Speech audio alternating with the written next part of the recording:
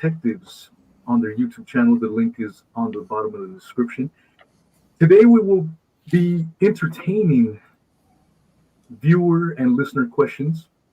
So anything that, if you've had any questions regarding the moon landings is one of my favorite personal rabbit holes. I go down many rabbit holes on my show, but the moon landings is definitely one of my favorites. Therefore, I've had several episodes on this. But yeah, if you're listening live, make sure you leave your comments and we will display them. Bring them hard. Bring them. Hit us with anything. Hit us with your best shot, as the song says, and we will address it here with the Apollo Detectives crew. I think we should start off, though. If you gentlemen could give us a brief introduction into each of you, whoever wants to go first, and we'll start it off that way. Marcus, go ahead. Oh, I was going to say, I think you should go this time, Scott. Well, I mean, the title of the show is "What's the Truth?" Yep. And I think the truth is we're on this little speck of dust floating in the universe, and we're trying to figure out why we're here. Okay, and the only truth we know of is Elvis is dead. But we have many scholared people that are out promoting interest in where we live in the universe, how we live in the universe, and how we can travel through our universe. Okay, and the fact of the matter is that we're a very fragile planet. We have just a thin skin of atmosphere that keeps us alive, and we are only capable of living in a portion of that. And that makes us a very fragile creature indeed. And I believe why we were put here was so that we could marvel at the universe itself. So that whatever creator that created the universe, he wanted someone to see it. And I guess that is us. Wow. Beautiful, beautiful. How about you, Mr. Marcus Allen? Right. The legendary Mr. Marcus Allen.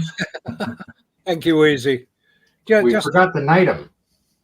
Yeah, just to Sir follow Marcus Allen. what Scott was saying, I think we should find out where we are. That's the Milky Way, the galaxy in which we live. And there we are, on a little rock on an outer edge of the galaxy. We're very insignificant.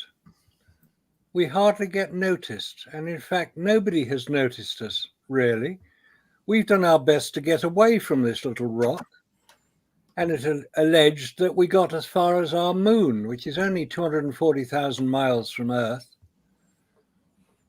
And as Scott said, we only have about 50 miles of atmosphere to protect us. We're delicate little creatures, us humans. We need protection. And if we're going to go into space, we need to take it with us. But I hear you say, Apollo did that 50 years ago, 55 years ago. Well, that's what we saw on television. Do you believe everything you see on television? Do you believe everything your government tells you? Do you believe that humans have landed on the moon? I don't. I see no evidence for it. And if any of our audience here can provide that evidence that humans have definitely landed on the moon, I'd love to see it. I've been asking that question for 30 years. Nobody's produced it yet. So my conclusion is that Apollo was a brilliantly executed propaganda exercise to demonstrate to the world on television the superiority of American technology over that of the then Soviet Union. And it succeeded brilliantly because most people believe it. Well, less people believe it now than they used to, because if you've been following the Apollo detectives, you'll find out how many anomalies, inconsistencies, and unexplained details there really are behind the alleged Apollo moon landings. And we're supposed to be returning to the moon with the Artemis program. Artemis being Apollo's twin sister in Greek mythology. So it makes sense to call it Artemis. And when President Trump in 2019 said, "We will return to the moon," that was 5 years ago. And it's not going to happen for another 2 years at the very least. So it's 7 years between the announcement of returning to the moon and allegedly completing it. But that is the same time as Apollo took from a standing start with no rockets, no launch sites, nothing, no astronauts, to landing on the moon. That makes no sense. So, as I said, Apollo was a brilliantly executed propaganda exercise. It did what it set out to do. Its purpose is now complete. So let's have some honesty and some real discussions with those who are trying to do it. So come on, NASA, stop with the never a straight answer. No astronauts sent anywhere. Numerous anomalies and scams abound. And let's get real about it. I look forward to hearing from you. Thank you. Yes, it is funny that NASA is very quiet. They don't comment. They let their minions comment for them, right? And they just continue on, well, basically doing nothing. I mean, after the space shuttle program shut down in 2011, what have they done? I mean, they lease their properties out and run their museums, and that's about all they do, right? They don't have a launch vehicle for anything, right? They lease the launch sites out to other people, right? And basically, they have closed their business as far as space travel goes. If you look at if you go to their website that has the report server on it and start looking through, the documents you see there are based on work that they're doing with Boeing for commercial aircraft, for the engines for the commercial aircraft to fly higher and faster and more fuel efficient. That's their main project that they're working on. Yeah. Nothing to do with space. Okay, you don't find anything in there. And that tells you what's happening. I mean, if a car company closed out and it's been gone for more than 10 years, are you still claiming that they're coming out with a new model? Right? Because they're not doing it. Yeah. Okay, they're relying on everything else. They keep all of their projects, like, Voyager, like, that's pure fantasy, man. They keep that alive. That's just because they're employing those people for they're going to close the program down when those people retire. And if you Google the Voyager program and take a look at the people that work on it, right, they're at the retirement age. They're going to close down by 2030, I think. And these people were retired, and that'll be it, right? They're getting a nice paycheck. Okay, nice government-funded paycheck, or taxpayers' paycheck is what they're getting. And it's all fine for the fantasy, but the movie industry can create these images and give us the fantasy and tell us it's a fantasy, and they do a much better job at it. Like, that's my thing with it. I see we've got lots of people making comments. I see there's not questions, just people making just random comments. But yeah, I mean, the sooner you realize that it's a fraud, I mean, you start seeing other things for what they are. But I don't think we even got to Mr. Rob as far as introducing himself. Giving us a little brief introduction, if you may. And it sounds like Mr. Walsh is logging in very soon as well. So we will have the entire Apollo Detectives crew. Mm-hmm. Well, I'll tell you, one of the biggest problems I have right now is with this Tor values that have been misrepresented by Mr. McToon. You see, the way I look at it is this. If we take the Tor scale and you don't convert it to PSI, you don't do that, and you don't say, well, it's a certain percentage of the remaining of air inside of whatever vacuum that you're going to measure. The problem with that is that you have to stay in that Tor scale. Now, think about it this way, people. If you have a scale like which Tor is measured in, it goes like this. It'll go 1, then it goes 10, then it goes 100, then it goes 1,000, then it goes 10,000, then it goes 100,000, then it goes 1,000,000. Oh, wait a minute, 1,000,000? 100,000 to 1,000,000. That's a pretty big step, wouldn't you say? All right, let's go the opposite way. 1, 0.1, 0.01, 0.001, 0.0001, 0.00001, 0.0000001. Now that is 100,000. The opposite way. Now let's go 0.0000001. That's 1,000,000, a millionth, 1,000,000th. It works both ways, people.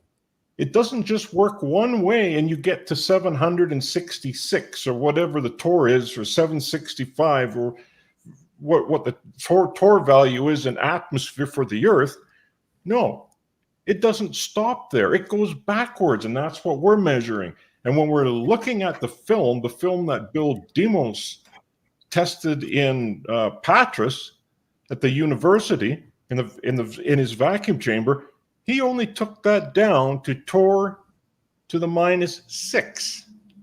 Now, there's a big difference between Tor to the -3 and -6. We were only able to do it to -3. Bill, he got down to -6. So, it just goes to show you that there is a very big jump between 100,000 and 1,000,000. And then when it gets to 1,000,000, you add another zero. Now you're at 10 million. So now there's a huge difference between 1 million and 10 million. You see, that's how logarithmic scales work. And if I could share the screen, what I would like to do is show a little. Share the screen. Yeah, explain the fact that McToon has edited his debate with Marcus Allen. Go to present, Rob, at the very bottom. Yes. Yep. What was that, Yeah. Scott? So what I'd like to, so what I'd like to do is I'd like to share this, but it's not going to come up here. That's the biggest problem. Because what I have here is, it's not going to work. Anyways, what it is, I'll just describe it here. It's a little diagram, and it shows linear.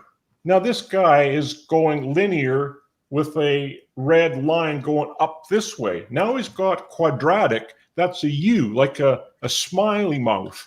Then you have logarithmic. That goes like up, slowly kind of goes down, slowly kind of goes down, slowly.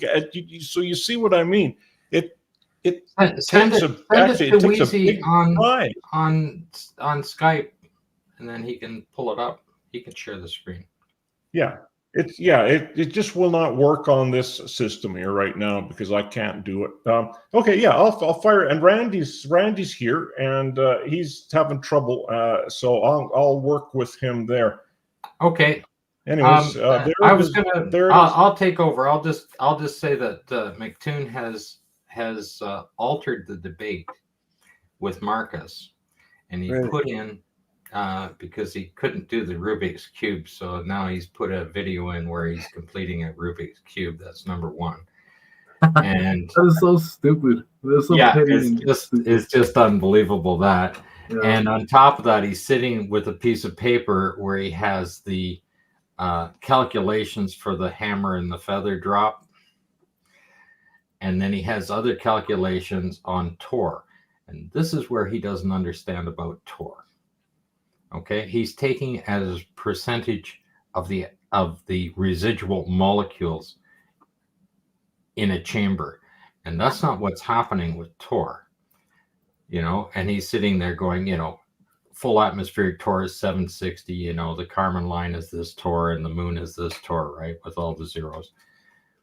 He's completely wrong about how Tor works when he comes to that, because he kept saying to Marcus, it's like less than 1/10 of 1% of a difference in the amount of vacuum, right? Well, Tor is not measuring percentage, it's measuring a force.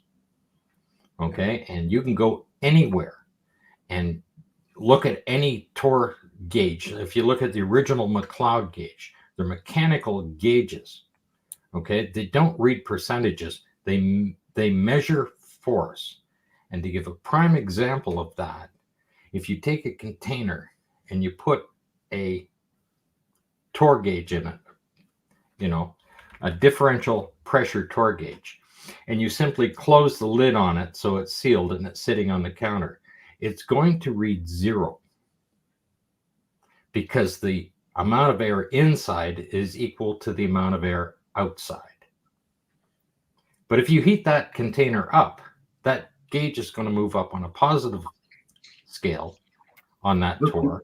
Look who do we have here, Mr. Randy Walsh. Yes. Good afternoon. Good afternoon. Hello, everyone. And anyway, I'll just finish this, what I was talking about here. And then if you cool that chamber down, that gauge is going to move to the negative side. And this is where people say, oh, you can't have negative, you know, you can't have, you know, it can't be any lower than 0.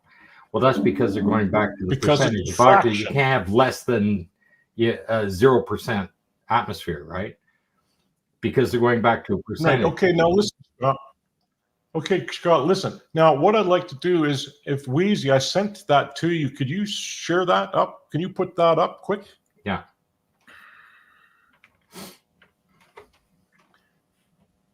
And now you're muted. Crap. Where did you send that to? On Skype? Or yes. Yeah. Are you talking about the screenshot where?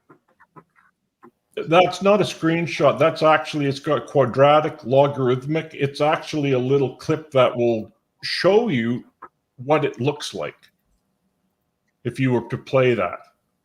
Okay. By the way, I have a new acronym out for everybody.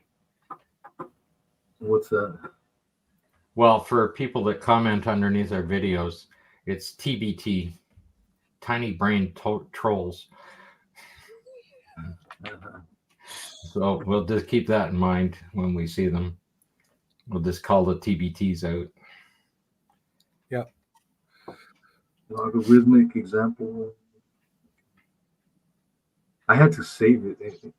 All right, so let me share screen it now. Share screen. Thanks, Truth Bearer. We're good, thank you. All right, here we go. Oh, well done.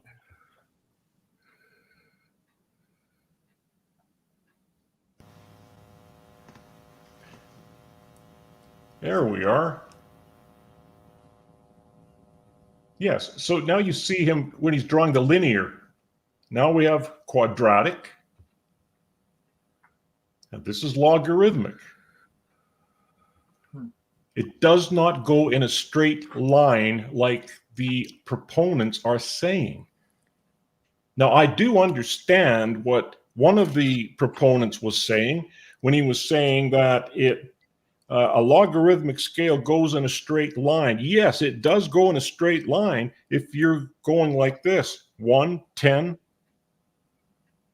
100, 1,000, 10,000. But here's the thing: the higher up you get, it's going to start to make one heck of a curve very quickly.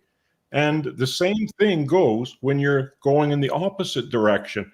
It's going to go very slowly, but it's going to make a line. It's going to make a straight line almost. But then when you get to 10,000, 100,000, a million, 10 million. Oh, wait a minute. Now we get to 100 million. Holy smokes, that's really going to drop off now, isn't it?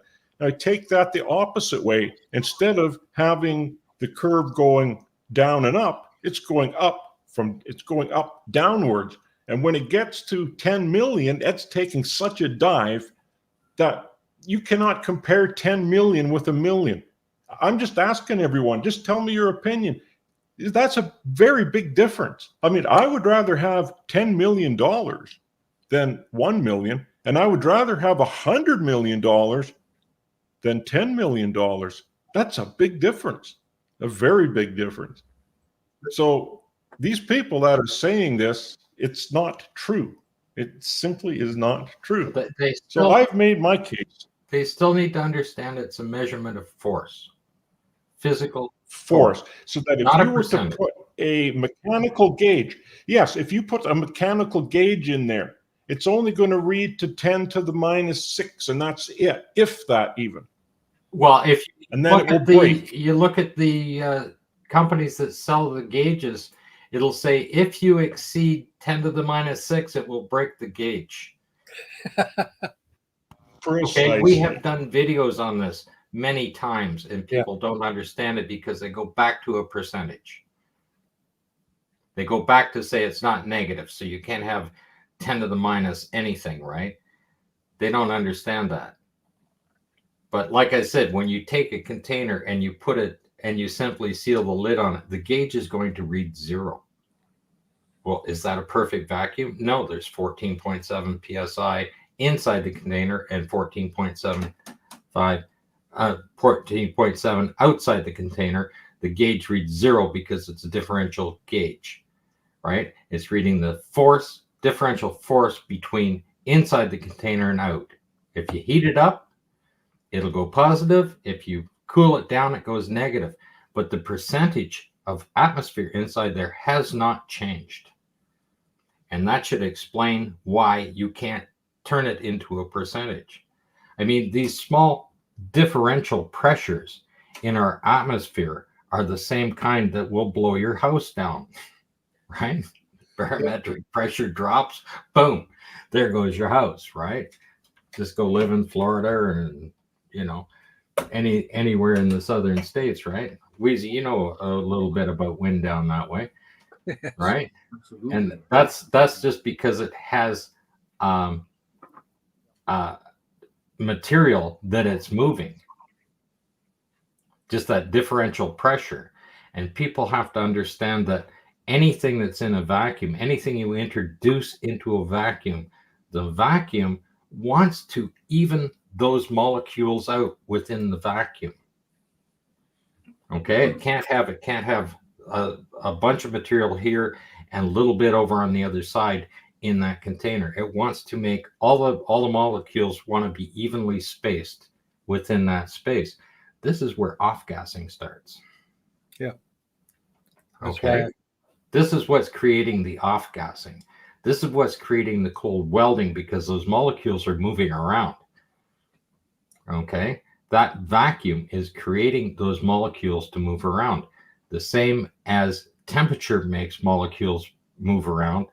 And if you're studying vacuum, there's always temperature relationship to that. And that's why you can boil water at room temperature by using a vacuum. Yeah.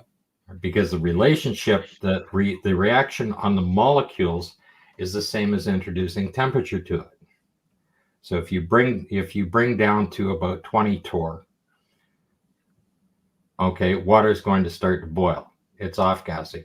That's the same as taking it from room temperature to 100 degrees Celsius. That's the same thing that's happening when you're in space. As you increase that vacuum, it's the same relationship as temperature. And you will hear people talking that work for NASA talking about if you pull, especially man-made materials are very susceptible to off-gassing, that you can actually introduce a small amount of temperature to a piece of metal and put it in a vacuum, and it'll become liquid, or it'll off gas, right? It just boils right off, right? That's what's happening in space. Okay, that's why most of our materials that we make, man-made materials, when you put them into a vacuum fail. Yeah, the whole vacuum. Absolutely. So how about this question here that Copernicus has? He says, do you think the Apollo 11 guys did launch and orbit the Earth during the fake operation, or did they not even enter the spacecraft, as it would have been a problem if there was a launch accident? Personally, I don't really think they entered that spacecraft, or if they did enter it, they had 3 hours to get out of it. Now, I want to ask Randy this one, if I can. Randy, what's your thought on that? Yeah, very good question. So thank you for that, and hello everyone. Randy, before Sorry you I start, was though, late. this is your first time on the show. Introduce yourself, if you don't mind, to us. Give us a little bit of background, and then if you could answer that question, that'd be awesome. Sure, and nice to meet you too. This is, I think, the first time I've met you, so thank you for having me on. Appreciate it.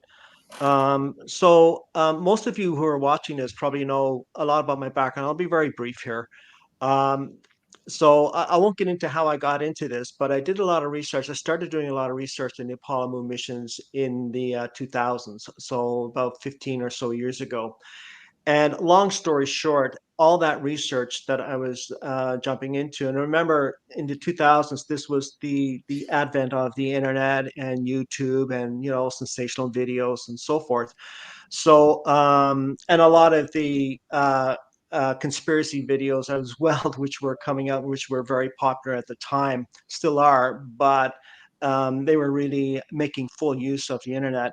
And by that time, I had had my doubts. I grew up believing in the Apollo missions and what an inspiring event it was, but it wasn't until my mid to late 30s when I started to have some serious questions about it, and one in particular, their method of navigating. So really raised my suspicions, and the whole scenario regarding Apollo 13 was really something that I wasn't sure about. So kind of raised a red flag for me. So that led into research that I did in the 2000s, and watching the videos are one thing, but I really needed to get into the the meat and potatoes of it, the minutia of it, the details. And that's when I started reading NASA documents, and I needed to read both sides of this. It wasn't just one side, I had to read both sides.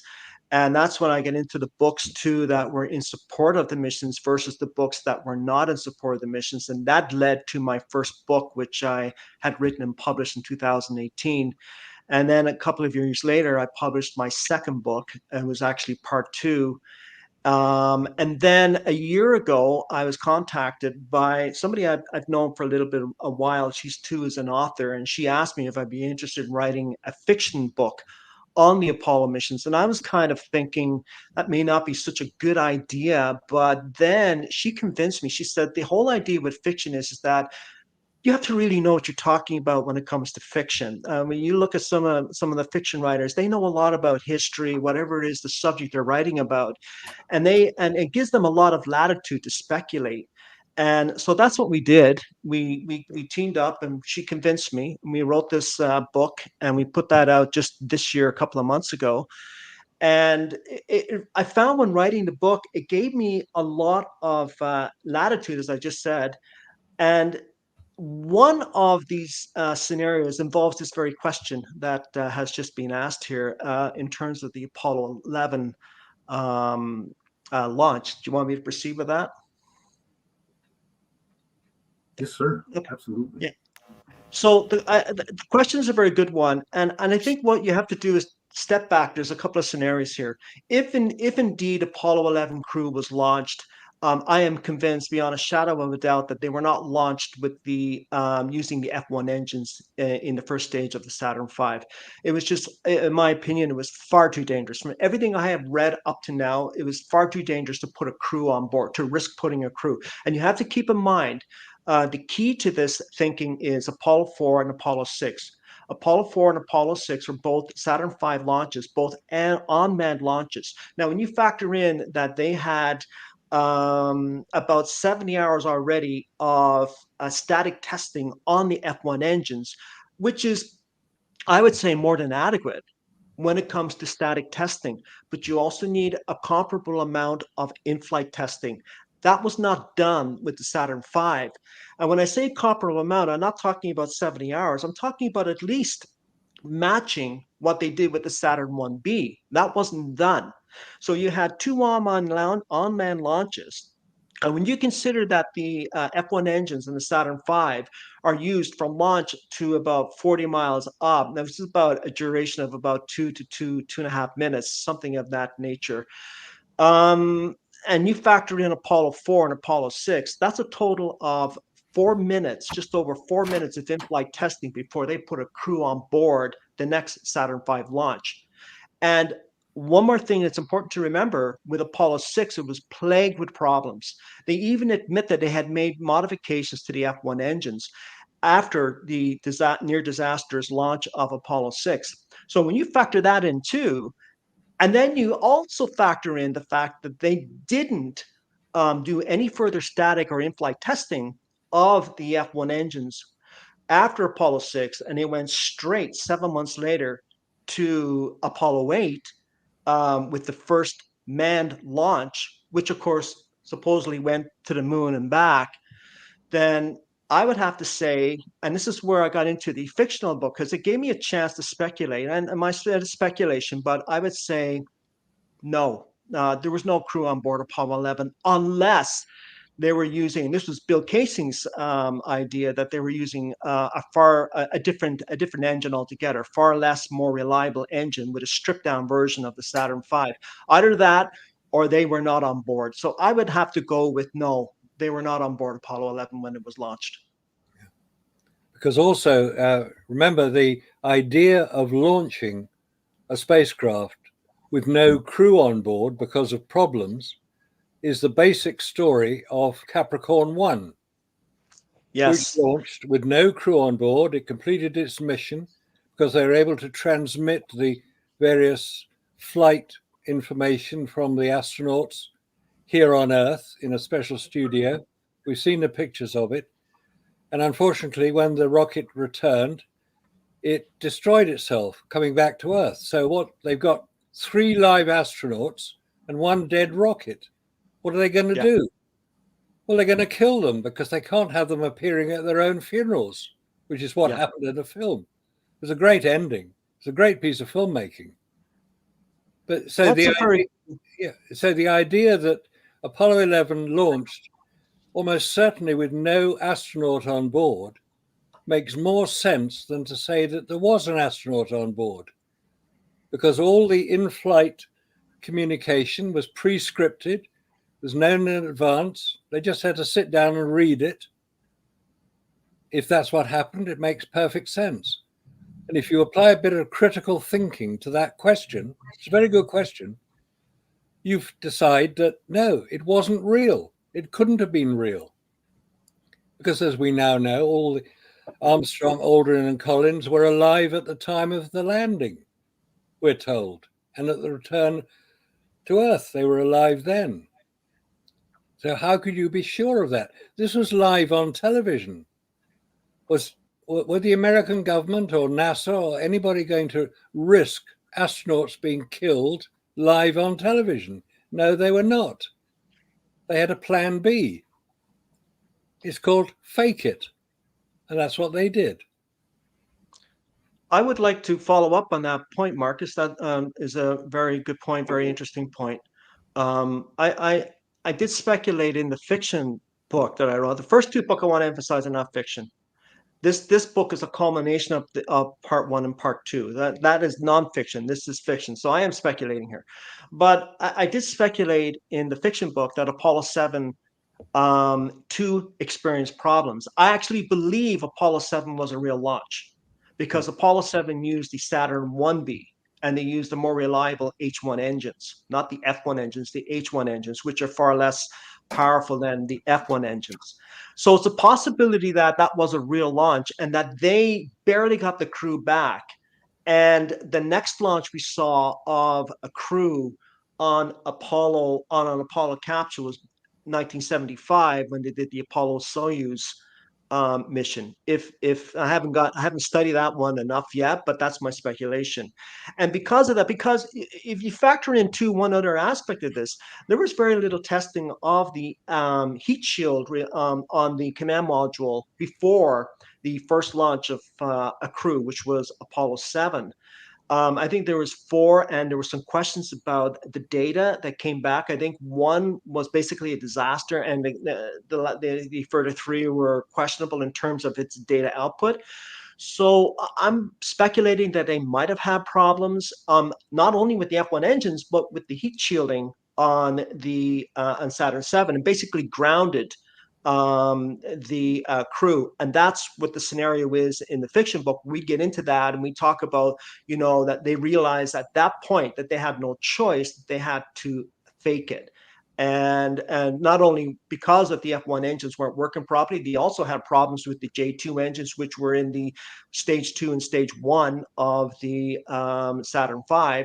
And then you factor in the heat shield, and that's just scratching the surface. So I have to agree. Capricorn 1 is a very good scenario on that. And one other point I want to bring up that Marcus raises, and that's another interesting point, is when Marcus talked about, if there was a disaster, they would have to kill the crew. Again, falling back into the fictional aspect gave me a chance to speculate that they would factor that in, and they would find ways to, by not putting the crew on board Apollo 11, and let's say there was a disaster of the rocket, well, now you've got a problem, because even though the crew is not on board, you got to get rid of them. You got to do something with them because they can't be around anymore. If there was, a catastrophic loss of Apollo 11. So they factored that in, that they would save the crew by saying, well, miraculously, the escape launch system worked, and we were able to rescue the crew in the Atlantic Ocean. So they had every contingency plan worked out in case the Saturn V rocket did fail. That's my opinion. Could well happen. Yeah. Interesting. Well, they had to be very careful. They would have to be very careful on those rocket launches, and I'd commented on that before, that they successfully, that was part of the success of the mission, was the fact that they managed to get those things off the ground and out of sight. Yeah. Okay. Out of sight. That's the key. Out of sight. Yeah. Yeah. But 2 minutes after it launched, it was out of sight. Yeah. At the time of the main stage separation. About 40 miles up, 50 miles downrange.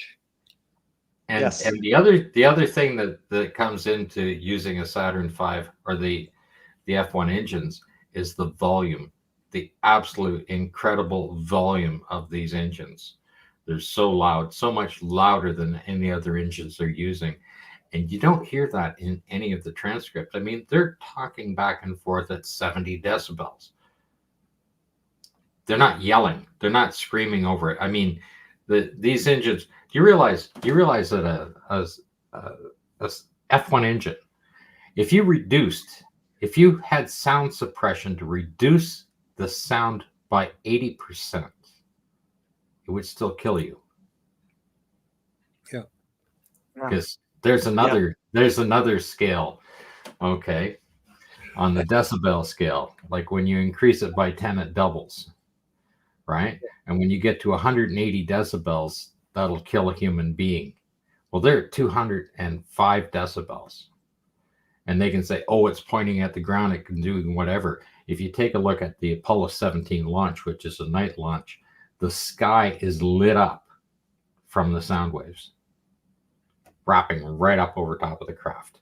I mean, if it's lighting up the sky, that vibration from that sound will simply liquefy your body. People simply don't understand that. But we're listening to stuff like they're well underground somewhere, and they're like slid down the escape chute, and they're down in the thing there, and they're reading a script. Yeah. Go with throttle up. Where is the sound of these engines? Well, there was an underground bunker under Apollo. Yeah, the underground bunker. Yeah. They got down into there. Yeah. And they had a chute. They had an escape chute, and they were down there within seconds. Yeah. Yeah. And then they probably went to see Hugh Hefner for 11 or 12 days, sat in the grotto, and then they came back again. I mean, I pull up the cue cards. I mean, they got the Playboy bunnies in there. They got everything. Yeah. They're having birthday parties for the crew. Like I said, I found the beer can on the Apollo 12 set. I'm looking for the pizza boxes, to go along with it. That's about it. Well, touching on that, Scott, Yo Mama Ahatu, I think, says, my only question was their playmates helping astronauts undress their spacesuits in the bunker. I guess related to what you just said. I think Frances Northcott was helping them out on that regard. Well, she said, If you recall Frances Northcott, she's still alive, by the way. And that's the one we put up in that one video of her when she's in the bikini in the command module in Apollo 12. Right? And if you take a look, you can see interviews of her when she's 19 years old working as a computer specialist for NASA. I mean, come on. Yeah, I mean, to me, when we talk the moon landing hoax, I think, and I mentioned this last time, I think we need to get away from, the onus isn't on us as skeptics to prove that these things were fake. NASA is the one that made the extraordinary claim that man landed on the moon. The onus is on them.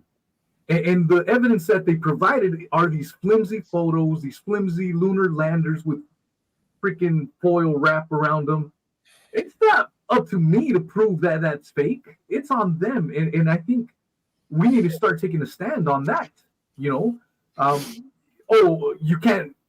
the telemetry data anymore? Oh, and I'm supposed to accept that? And I'm the one that's crazy? I'm the one that's being questioned? We need to start taking a stand. And no, the onus is on you guys to prove it that man landed on the moon. The fact that Artemis is now only dreaming about it, 10 years in the making, and maybe even more, I wouldn't be surprised if it gets postponed for another 2 years when the time comes around. That in itself, that we haven't made it back with all the technological advances. We have Tesla self-driving cars. We have all these things going on, but we can't go back to the moon. And this is my personal question for you guys. I've been thinking, I've heard the statistic before mention that we know more about space than we know about the deep sea.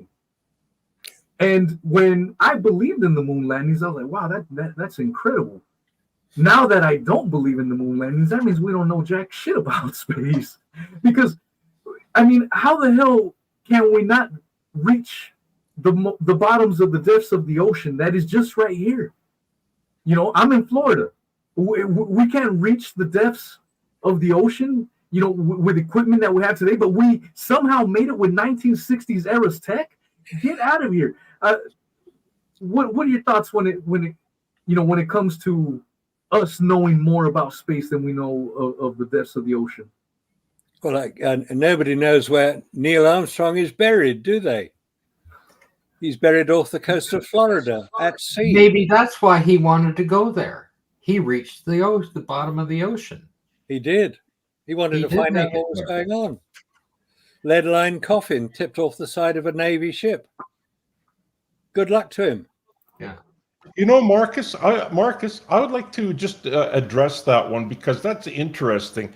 I found Neil Armstrong's wife, his second wife, with the ashes of Neil Armstrong, and she actually, it's an ash coffin. It's not a real coffin. It's an urn. And it's all, I suppose that must be the lead-lined one you're talking about because it certainly has a very distinct color to it. It's all like a brownish texture to it. Anyway, so she's just holding it in her hands and letting it go overboard. So that was the real funeral. And I finally found some images of that and the video, and I put that in 2 videos ago. So, yeah, and again, it all depends. Because even this fella, Kevin here, right, he's talking about the Axiom spacesuits and the Collins spacesuits. Well, if you go to ChatGPT, you get a completely different answer. Because ChatGPT says Collins spacesuits pulled out. Collins spacesuits were the ones that made the spacesuits for the ISS and Artemis. And it said that Axiom was the one that made the spacesuits for the ISS and Mars, but they were primarily focusing on Mars. Now, you go to Google, and then you read what Google has to say. Now, Google says that, oh, wait a minute. Now, Collins made spacesuits for Artemis and the ISS and something else. So, I mean, I just don't quite understand that. Well, it's interesting because they weren't the companies involved with making the original Apollo spacesuits.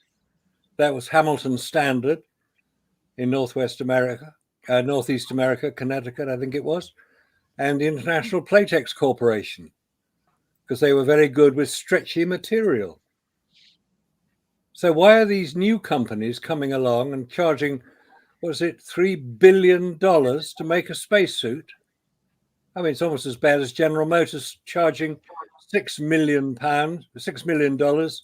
to make a car that runs around on the moon. That's to rent the suits. All the right. $3.5 billion is to rent the suits. Okay. I thought they were buying the suits from. No, that's to rent the suits from them. Oh, just rent them. Yes. Not pay for them. No, just to rent them. I mean, it's NASA playing its old game of being a money distribution service. It is so. Because it is so. Every single dollar spent on the space program is paying somebody's salary. It's not buying bits of kit, it's paying people to make the bits of kit. It's not paying anybody other than their salary. That's all the money ever goes to. Well, there is one thing about that Mylar that they were wrapping around everything. I mean, look at the good it's done. Look at all those Hershey's Kisses that we have wrapped in that stuff. So they must have made a profit selling it to Hershey's, right? Yeah. That's so what there's that this Mylar's guy. good for. Yeah. There was a question that came up earlier about people practicing the landing. I think it was sarcastic. And they said it was Buzz Aldrin. Buzz Aldrin never flew the practice landers, the LLTC, Lunar Landing Training Vehicles. He never flew them. It was only the commanders that flew those. There were 600 flights in total of the Lunar Landing Training Vehicles. And 3 of them, I believe it was, got wrecked. Armstrong got wrecked, one of them. He had to bail out because he lost control of it. But if Armstrong was incapacitated during the alleged landing, Buzz Aldrin couldn't land it. He hadn't practiced it. He didn't know what to do. I mean, obviously they decided they weren't going to spend time getting Aldrin to practice landing because he wasn't going anywhere near the moon in the first place. So you've got all these anomalies amongst the famous astronauts. There are supposed to be 12 of them who landed on the moon. And then we got Apollo 13. Should we discuss Apollo 13 a little bit? Oh, Absolutely. Where is the Artemis radiation data? Still in analysis? Or did they classify it? They classified it. Because if they'd released it, it would have shown that radiation danger would have been much greater than humans could survive at that time. And the only way they could get the Artemis data, radiation data, was sending up 2 crash test dummies. Helga and Zohar, they were called. And they were strapped in to the Artemis 1 mission with measuring devices all over them. And when that radiation devices were read, once they were back on Earth, the information was not released. It was considered to be classified information. Bart Sibrel tried to get the information and he was refused it. What are they trying to hide? Never a straight answer. So Apollo 13. Should you just have a look at Apollo 13? Launched on April the 11th, 1970. From Florida, and its normal course would be towards Africa.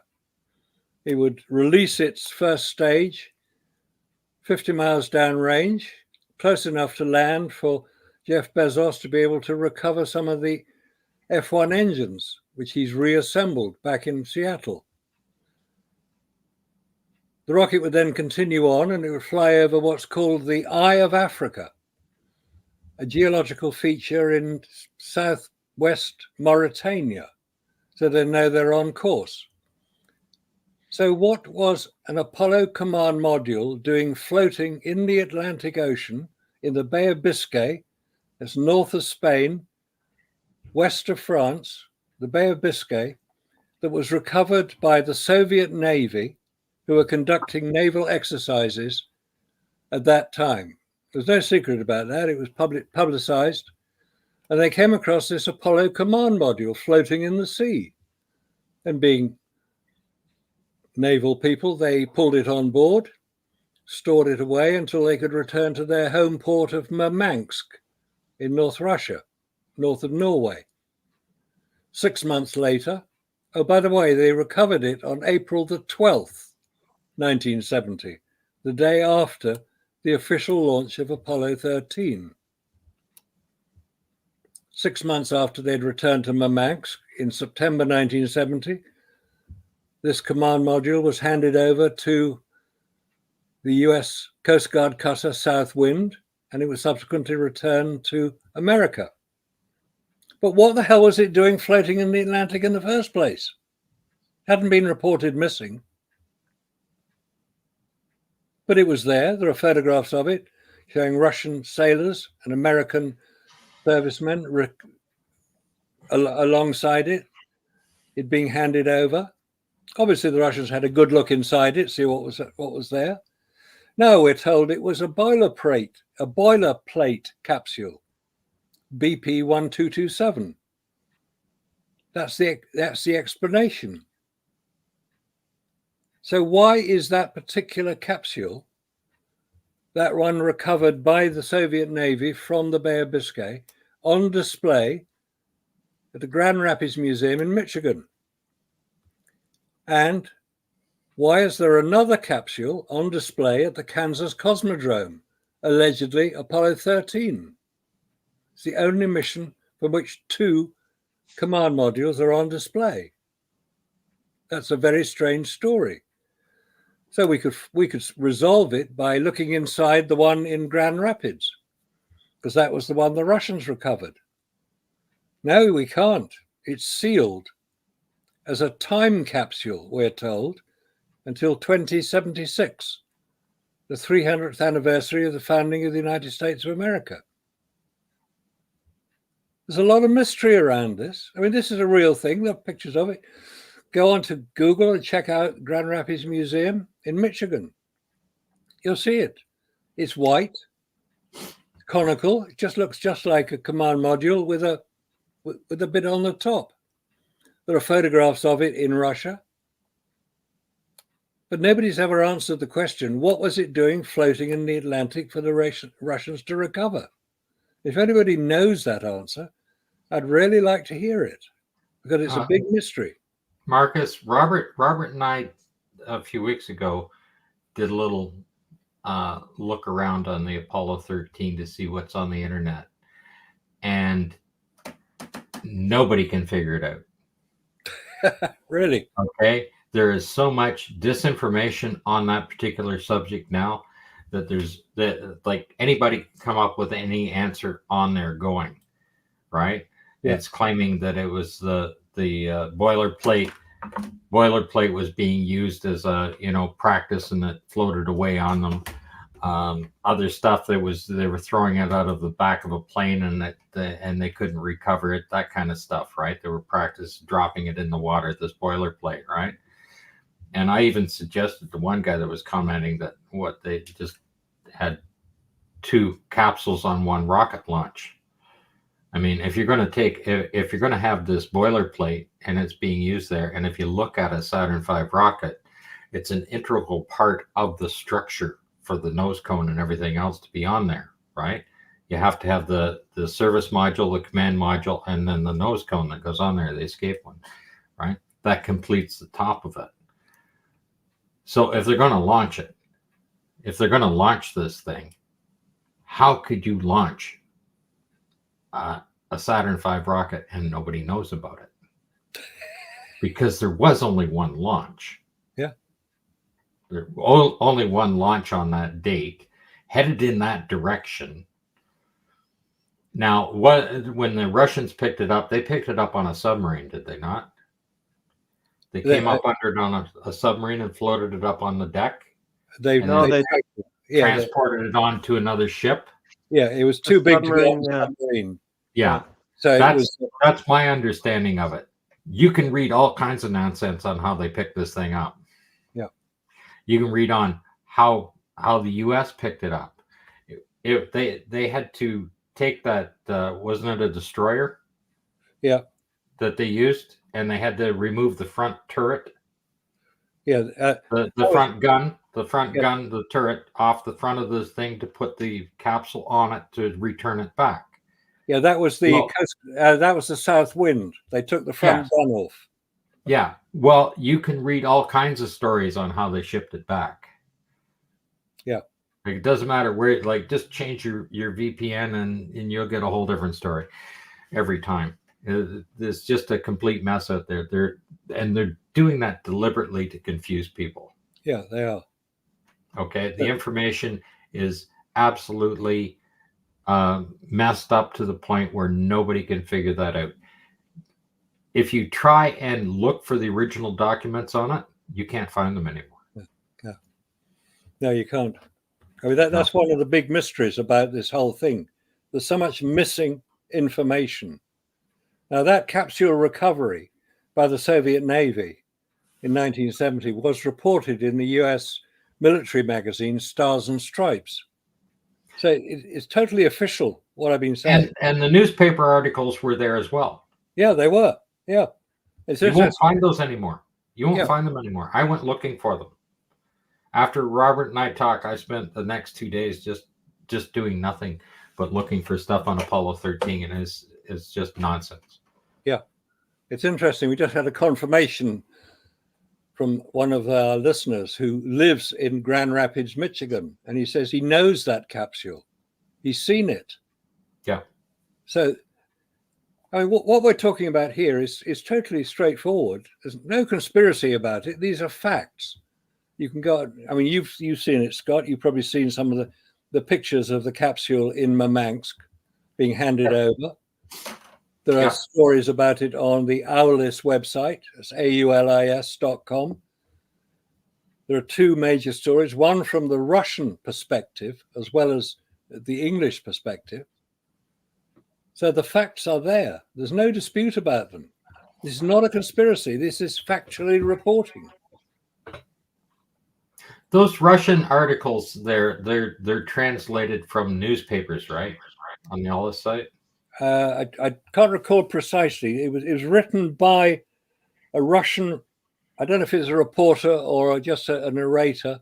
It's been translated into English now by the guy they use on the AULIS website, because there's a lot of articles from Russian scientists, Russian filmmakers, Russian astronauts even, who looked. Now they have access. Now Russia has access, or used to have access to the internet, unrestricted access. They looked at these Apollo stories, and without exception, they all say Apollo was faked. Without exception, the filmmakers say it, the scientists say it. I mean, Randy's probably seen some of the Russian reports of their investigation into the F1 engines and the launch of Saturn V. They say it wasn't going fast enough. The engines were not powerful enough, so they couldn't have been F1s. Something much less. It was a lighter rocket. So there's so much information now available, but because it's not being officially confirmed, it's down to us guys to bring it to the attention of people who are interested. And I hope we continue to do that. Well, I think if the F1 engines were as successful as the Apollo missions claimed them to be, they would still be the premier engine today, because nobody can build them that powerful. No, the most powerful rocket engine ever built. Okay, and 3 times more than what you can build now. Even when Musk is trying to pump his engines up, right? Kaboom! You know, like And- rapid disassembly of equipment is occurring, right? That's what's happening to him when he's pushing them. He's only getting them up to like a third the power, and they're happening like that, right? And that goes back to that pogo effect and everything else, which is part of the fuel problem itself, right? Yeah. Like Randy understands the fuel problems with the thing and the vibration that you get from it, because the fuel is expanding as it's being burnt. At what, 15 times the speed of sound, 12,500 miles an hour. That's the expansion rate, right? On there. And that sound that's happening from that is taking and vibrating and creating that pogo effect through the entire machine, right? And I did listen to one gentleman from NASA on a very old video from the 1960s in there. And he said that vibration is 180,000 times a second. And it has a G-force of 10 Gs in each direction. It just liquefy anything that it touches, like that vibration that's in there, right? Yeah. So, Just want to add. Ellen, do you want to handle this one from Kevin Conrad? Seems to be a NASA apologist. He says, SpaceX Polaris Dawn crew will spend many hours in the Van Allen belts at 850 plus miles when they launch on August 26th in the inner belt, and spacewalks out of the capsule in. What are your thoughts there? No, what's he saying? He's saying that. But also, can I just say this? I'd like to add this. He says, Jason also says, have you guys ever watched the CNN report on Shenzhou 9 return? They had Leroy Chow on to discuss, and he described what it is like to return from 2 weeks in space. Nothing like the Apollo astronauts. Yeah. Yeah, exactly. That's exactly. And how many times have we heard that one before? Yeah. Because the Apollo astronauts, they were up there for what, 7 days, crammed in that capsule for what, three days there and back. Well, I'll tell you something. You're not going to just be able to get out of that capsule. Did you see how the divers are helping them get out of the capsule and they flop in? But as soon as they're on deck, they just walk right out of the helicopter as if nothing happened. I don't believe that. I'm sorry. So, Kevin Conrad here, who would like to take that one? What was the question Kevin asked? Let me see. How rapidly the atrophy of the human body, how many days it takes for the atrophy to the human body to take you down to the point where you can't walk. Yeah, he said. I think it's 10 or 11 days. No, it was Jason. No, that wasn't it. No, Jason was no. Jason No, he's saying Jason. Polaris Dawn X wasn't crew will Jason. spend many hours in the Van Allen belts at 850 miles when they launch on August 26th in the inner belt, and spacewalks out of the capsule in the belts too. Well, they say they're going to. Well, the belts are getting closer and closer, aren't they? Well, you got the South And Atlantic. how long? You got the South Atlantic. But how long? Sorry. How long are they going to stay in the belts? How far in are they going? Well, they're not at the belts yet. The belts officially started 1,000 miles. Yep. Well, hold on. But when you look at the Van Allen belts, the radiation belts, officially there's two of them, but I wrote there's actually, it depends on if it's 3 or 4. We'll get into that later. But the inner belt is the most it's proton dominated in terms of radiation. It's the most intense. Even NASA says that it's not, they can't traverse that area of the inner belts. That's why they officially say they have to traverse the outer area, which is electron dominated. So I don't know where I haven't seen that statement, but that's a Monty Python skit. Okay, that's not going to happen. They don't have the technology, the shielding. NASA will admit that when it comes to the inner belt, which is the most intense in terms of radiation. proton dominated inner belt. So it's really mute. I don't know where that statement, even if it's official, I'm sure it is, but no, that's not going to happen. They don't have. And then he's going to be outside spacewalk. No, no, not at all. And I want to add one more thing. There's uh, something that Wheezy said earlier that I would like to address, and then what Marcus said. And one of them is the when Wheezy was talking about the telemetry tapes. He brought up a very good point. Where is that? Where is the source for the telemetry that is presented today? Well, they were destroyed, and NASA. And that has been established, and I wrote about that in book 1, that those tapes were deliberately destroyed. But this raises another question: why wasn't, if this is man's greatest scientific achievement of the 20th century, why wasn't all of that data, number one, and why wasn't all of the related hardware and all of the data related to that and all of the companies, the 6 major corporations that were involved and the 20,000 subcontractors that were involved, why did the US government not compile all that information, move it to its own location, its own museum, the Apollo Moon Mission Museum? Why wasn't that done? Today, when you go looking for any of this information, you got to look, it's buried under thousands of documents. You've got to go looking for it. And it's out all over the place. It isn't in one area. They've made it very difficult for people and researchers to access this information. The question is why? And furthermore, all of this information should have been preserved in its own building, and if necessary, under armed guard. Obviously, the American government has the resources to do that, and that was not done. What you have now, 50 years later, information scattered all over the place. You have to dig very deep to get some semblance of what it is they were talking about. So that is another red flag. Yeah, there's so many. I mean, that's where, I mean, I'm just a garbage man. I'm not an academic or a scholar, any of that stuff. I just want to look at things, and if it makes sense, if, logic, simple reasoning and logic. And when you really look at the moon landings, all of that is missing. Yeah. I Yeah. mean, Yeah. they what was it? Over 200,000 of the original tapes were lost or recorded over. Mankind's greatest achievement, probably And of all time.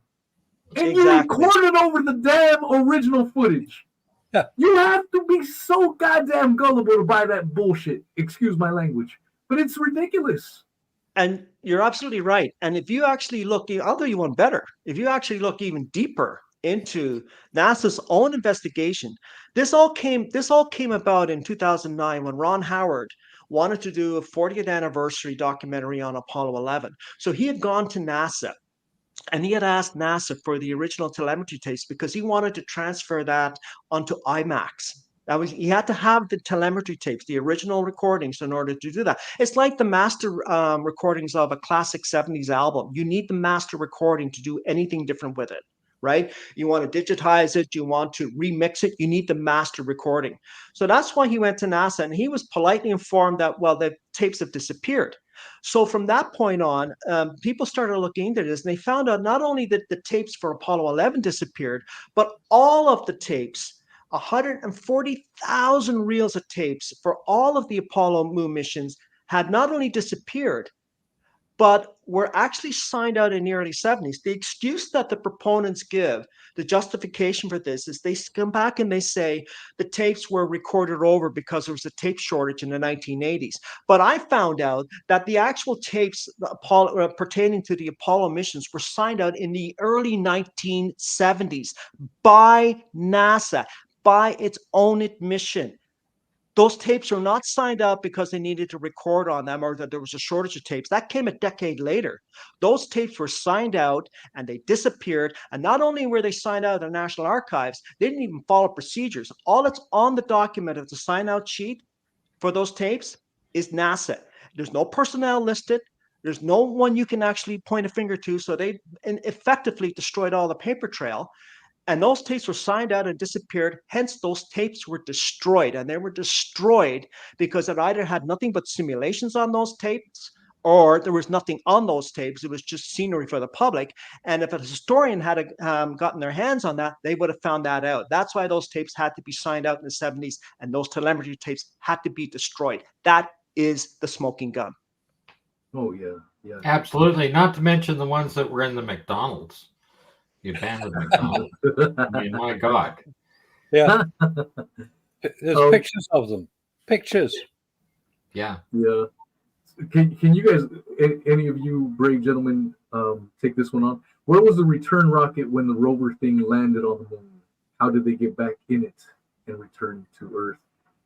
I think I know the answer to that, but Go on. Oh, it's quite easily the LEM, if you call it LEM, Lunar Excursion Module, or the Lunar Module, whatever, was built in two sections.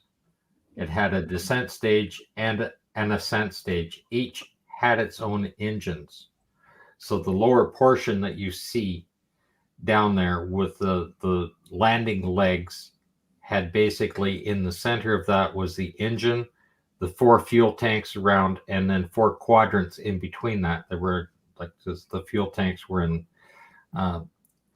square modules on there, right? And then in between that you had for the storage of equipment and stuff like that. And the rover was placed into quadrant 4. Quadrant 1, quadrant 4, got to do it around counterclockwise around quadrant 1.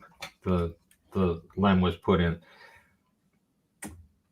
and that detached for takeoff for them to return back up. They used explosive bolts on where everything was connected, and it had a small engine in there with about 3,500 pounds of thrust to take it back up. That's why the little retro rockets, the control rockets, were on the top end of the thing.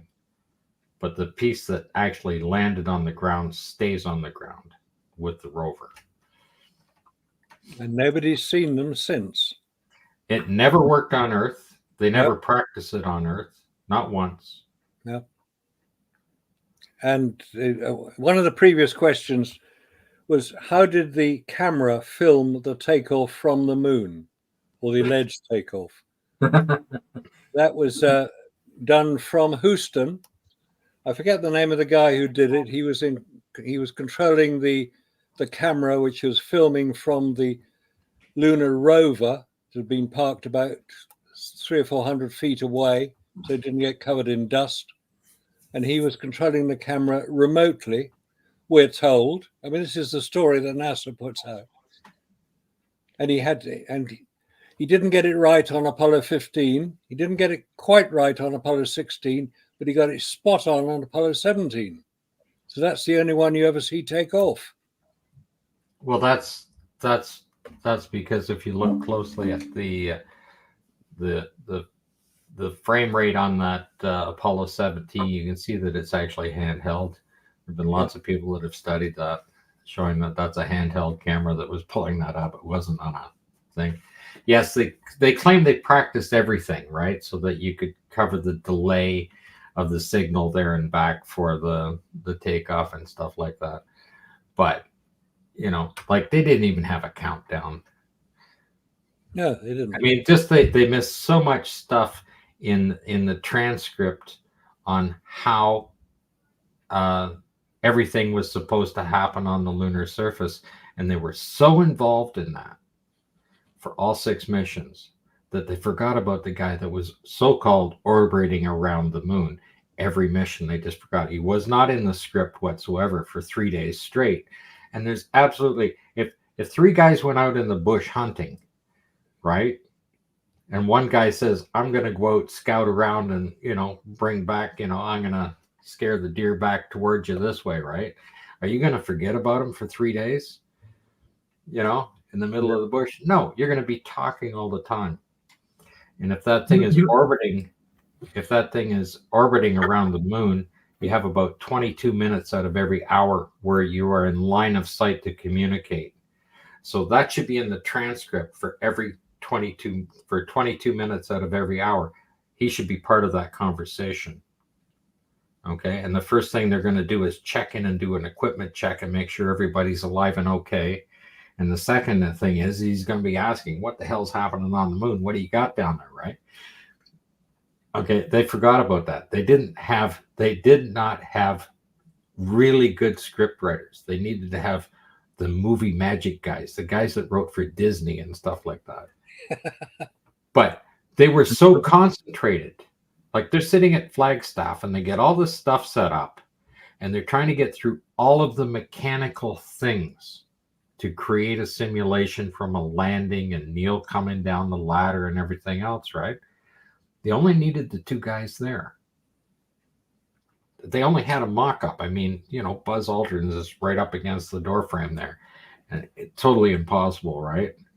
Because they just needed that door and the ladder to come down and a camera to shoot him, right?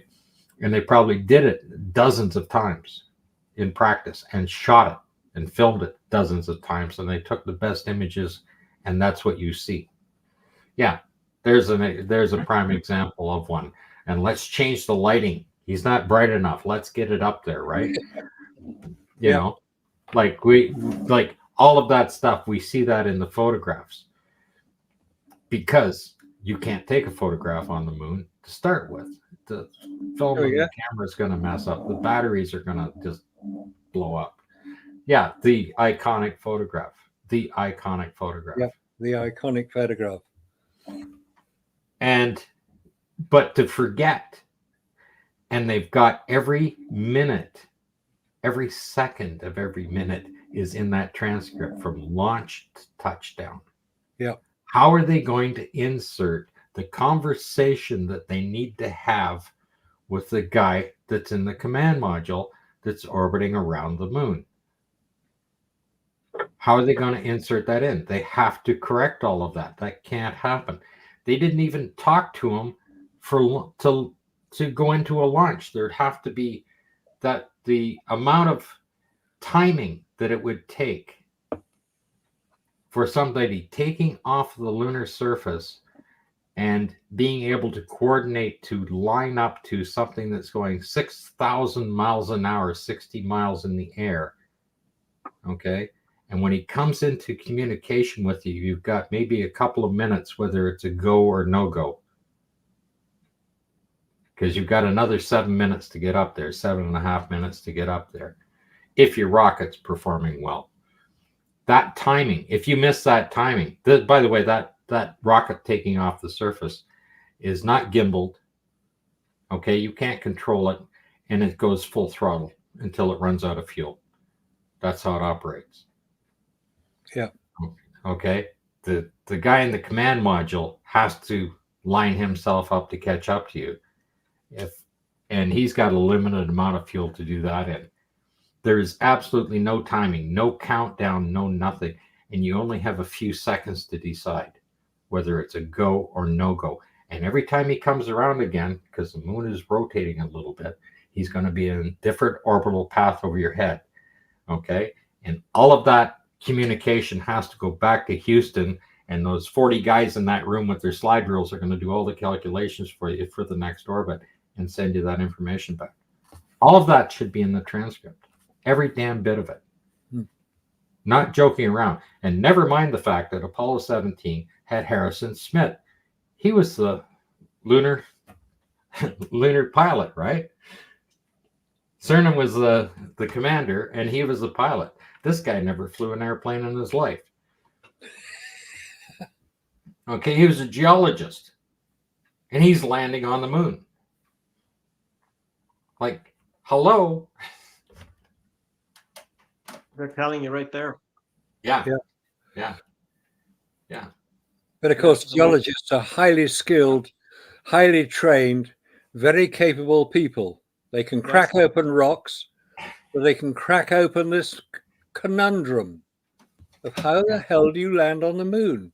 Well, first of all, how do you get to the moon? There's an interesting parallel here, which I don't think anybody's fully explored yet. We're told that Apollo was such a wonderful scientific achievement, and everybody was producing the best of the best they could do. The 400,000 people who worked on Apollo, well, that included a lot of cafeteria staff, security guards, secretaries, with probably a few rocket scientists amongst them. So the idea that they could even keep a secret is just a ridiculous statement. Such a silly point to make. What was going on at the same time as Apollo in technology?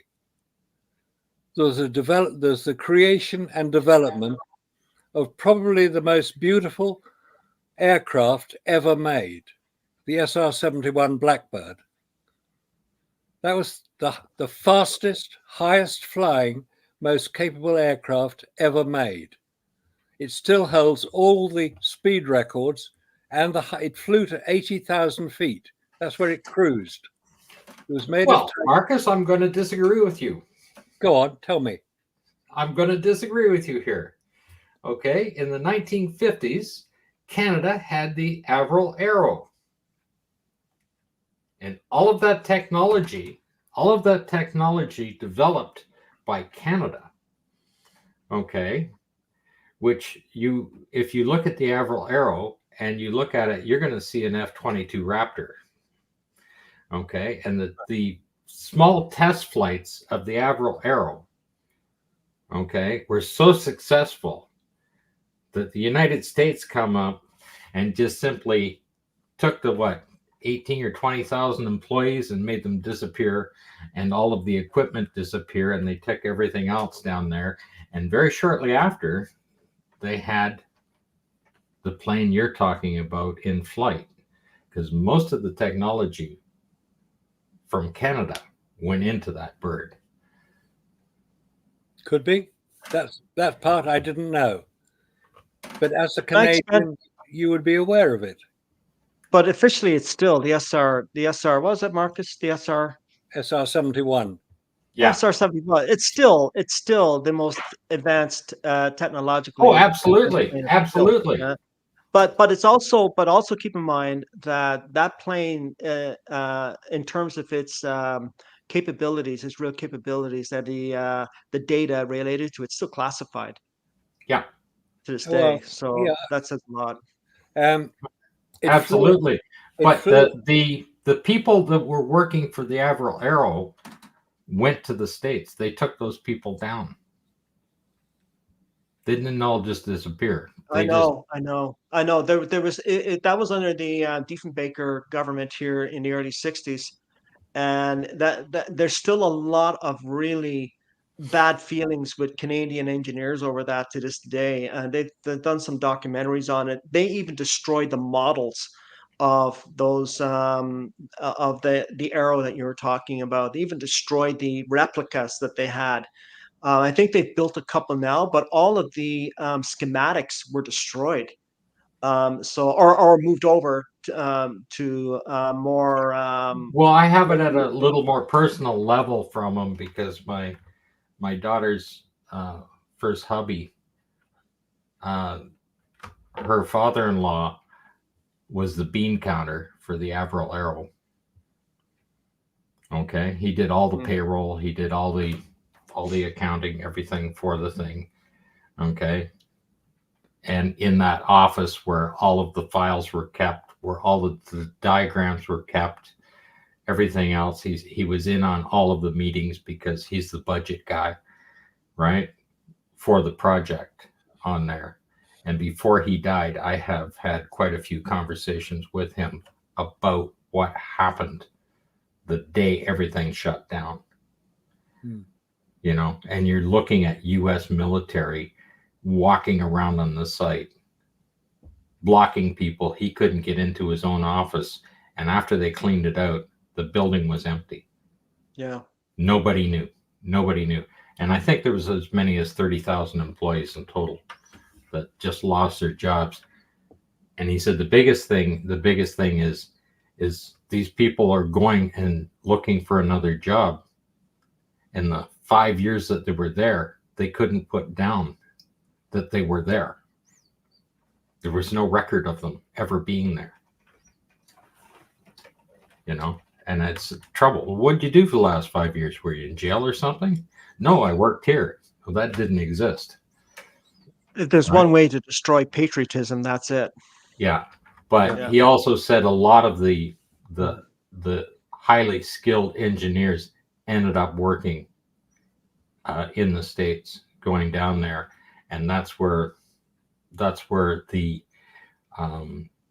well, first of all, if you take a look at the Averell, it's the design of that thing is very much like today's F-22 Raptor. Yeah. I mean, it's much farther advanced than it was.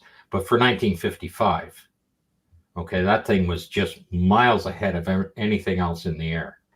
Yeah. Okay. And like it was flying at 80,000 feet. It's flying at 1,500 miles an hour at 80,000 feet. And anything more than that is classified from that machine. Right? Yeah. And that's what he was telling me when he was alive. And he said a few people managed to get a few of the drawings out, few of the architectural drawings on the design of the engines and the wings, because that's where the technology was in that thing, right? There was also something that was, a bit of magic to get the landing gear tucked into that thing. But other than that, all of that went down there. And of course, like, not that the US was that far behind working on that stuff, but that additional capability was in there. And you see, when you're looking at a plane, that thing didn't leak fuel flying at that height. Yeah. But it wasn't designed for a long range. You need bigger fuel tanks. Those things are going to leak, and that's what happened. I mean, they had to make a compromise, right?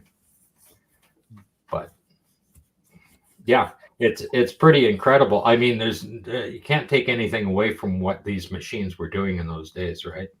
Yeah. You simply can't. It's interesting that the SR-71, no matter where the information came from to create it, was a very beautiful aircraft. It was built by the Lockheed Skunk Works in California. Mm-hmm. As a result of the shooting down of Gary Powers in May 1960 in his U-2 spy plane, which wasn't very fast. So the order was to build a plane that would travel fast enough to outrun any missile fired at it. And there were lots of missiles fired at the SR-71, and it always outran them. Its top speed was greater than that of a bullet fired from a high-powered gun, 3,200 feet per second, or 2,200 miles an hour. It was a very, very fast plane. And this was a plane being developed in the mid-1960s. That's when it first came out. It was secret until, I think it was President Johnson announced it publicly towards the end of the 1960s. But as a plane, as a piece of technology, it was far superior to anything that Apollo was producing, though they were going different places. I mean, 80,000 feet, the pilots on the SR-71 had to wear spacesuits like astronauts because they had to be pressurized. They had to have oxygen and gas pumped into them. And the heat generated by the plane itself through the atmosphere, it was flying through the atmosphere. When it stood on the ground, it would leak fuel because of all the joints that had expanded, or it had contracted. So the only way that the fuel could be contained within the aircraft was to get it up with a small amount of fuel, meet up with a tanker aircraft, refuel the plane in flight, which was quite difficult. And then when it got up into the upper atmosphere, it was flying so fast, the heat generated would seal the joints. But they could only fly for about an hour and a half, but it needed refueling again. And the story I told, I think it was brought up at a previous discussion, was that one of the pilots was Brian Sewell, who wrote the book sled driver, because that's what he called it, or all the pilots called them sleds. You've got the book? You got the book? I've got the Look, book. you've got the book. Yeah, $1,000 to buy it nowadays. Show them the book. I haven't got it here, unfortunately. I should have got it. Okay. Yeah, sled driver. It cost me £20 when I bought it back in the 90s. But it's now $1,000 if you're going to buy it online. And as Brown Schull, the point I made about that was he was flying back from a mission over Vietnam, probably in the early 1970s. And it was a bit boring when you're flying at 2,000 miles an hour, Mach 3. And he looked out the side of his window. He said, "What's that? What's that aircraft alongside us?" And he looked again, and it was the Milky Way. And he could see there's so many stars there that he thought, he turned the lights in his cabin off, the lights illuminating his instruments, just for a few seconds. When his eyes got accustomed to that level of light, he said the canopy of stars above us was so great there was no gaps between them. The whole place was like starlight, bright enough to illuminate his instruments by starlight. Then he put the lights on, because you're not supposed to fly the thing without lights on. But he said it was an extraordinary experience. So astronauts allegedly flying above 80,000 feet, which isn't it's only 15 miles up or thereabouts, not very far. Astronauts in space would see the same thing. There's no clouds to dissipate the light. There's no atmospheric interference. Astronauts would see the same thing. Why didn't we hear about it? This incredible sight of the stars in the heavens. We didn't hear about it because they weren't there to see it. It's very sad. The whole thing is very sad that we've got all this belief that Apollo happened. All this belief, but no knowledge about it. As I say, yeah. I believe in three things: Father Christmas, the Tooth Fairy, and the Easter Bunny. For everything else, I want evidence. Where's the evidence of the moon landings? And as you said earlier, extraordinary claims require extraordinary evidence. Mm-hmm. And that's an extraordinary claim to say that with 1960s era's tech, you made it to the moon with no hitches, on the first try. And you can't replicate it? Yeah, not just to the moon, but back again. Yeah. No issues, no problems. That's an extraordinary feat and claim. Yeah, it is. But the evidence is far from extraordinary. I mean, you get these silly photos with fake backgrounds, so many errors to them. Even the film, when you debated MC2, and I wanted to congratulate you. You did a magnificent job dealing with an MC Loon. I mean, that should be his name. I mean, extremely rude, just an obnoxious a-hole. Because we're on YouTube, I'll watch my language. But I mean, the guy was a clown. But I mean, there was a couple of times. One of my favorite parts was when the duct tape repair job on the lunar rover was brought up, and he brushed it off like it was no big deal. Yes. Hey, Wheezy, speaking of the rover, but something, when you're speaking about the rover, it reminds me of something. We see the rover with its TV camera. We're not talking about the film now. We're talking about the television broadcast camera that was transmitting from the rover to the LEM, and then LEM supposedly back to the Earth. Well, have you ever gone outside your house and cleaned your windows and just bumped your dish just a tiny little bit, and your wife's downstairs screaming at you, "Wait a minute, the TV's gone, got no picture." Okay, that's just bumping it a little bit. So what do? You have to go and you have to get your satellite dish adjusted. Now, here's the thing that gets me with the rover. These astronauts are putting all this stuff, and they're packing their equipment, they're unpacking it, and the rover shaking all over the place. Well, do we see any picture vanishing, or do we see any break in the transmission? No, of course we don't. See, that's impossible. Things like that are just not possible. Yeah. So, you really have to think about these kind of things. It's not just a matter of one or two things. It's all of the things. They just add up to a big mess. That's true. It's a good point. It's down to logical thinking, or some people call it critical thinking. You just think the things through. If that happened, would that happen, or would something else happen? It's nothing to do with conspiracy. It's nothing to do with any of that nonsense. Oh, by the way, just to explain it, where did the term conspiracy theory as a term of abuse come from? It was introduced, as Randy knows, following the publication of the Warren Commission report into the JFK assassination, because they wanted to deflect a lot of the investigation that was being done by very competent journalists, Mark Lane being the principal one, who were finding that things in the Warren Commission report were not correct. So they were being accused of being conspiracy theorists. That's where the term originated. And we've been hearing about it ever since. And people who discuss the Apollo moon landings are considered to be conspiracy theorists for the same reason. We're pointing out inaccuracies, unconfirmed information, basically misinformation about the Apollo missions. Randy's done a great job looking into one of the basics of it, the F1 engines on the Saturn V rocket, called Saturn V because it had 5 of these engines. Saturn 1 had 1. It's not rocket science, it's just knowing terminology.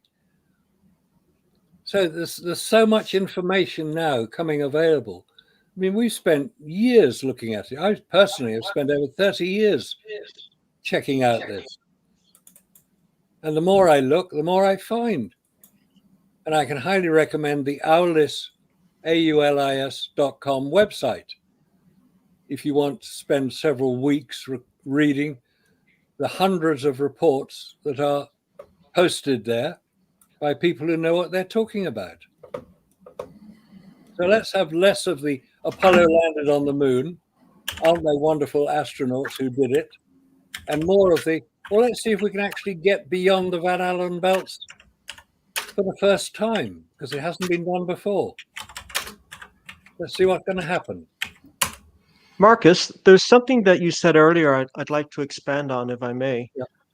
When you were talking about the F1 engines, and you mentioned a couple of Russian scientists, I wrote about a couple of them in my book, and it's on the aulis.com website as well for the people watching. If you're interested in going there, you can read the articles. One of the, and this brings up another point before I get into that.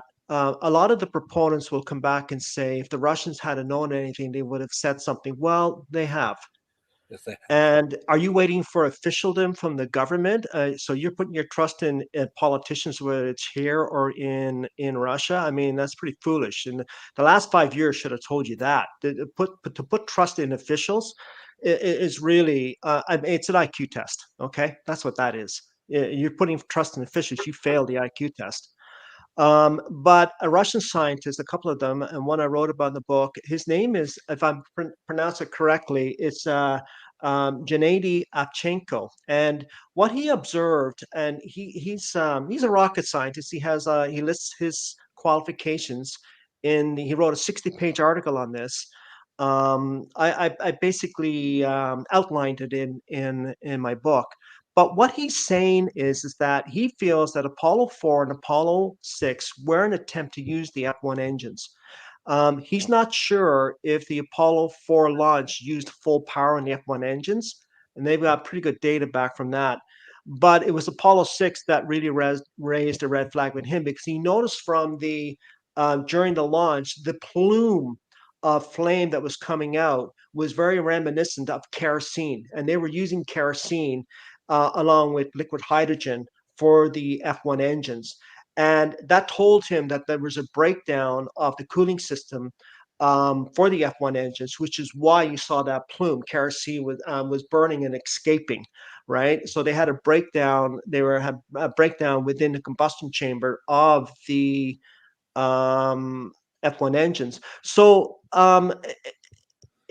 they may have attempted to, and I think they realized after that they just couldn't get, and it was too dangerous from that point on to think about putting a crew on there. But for those of you out there that always say that the Russians would have said something, well, the Russians have. And if you're waiting for politicians to say anything, good luck to you. You're going to wait a long time.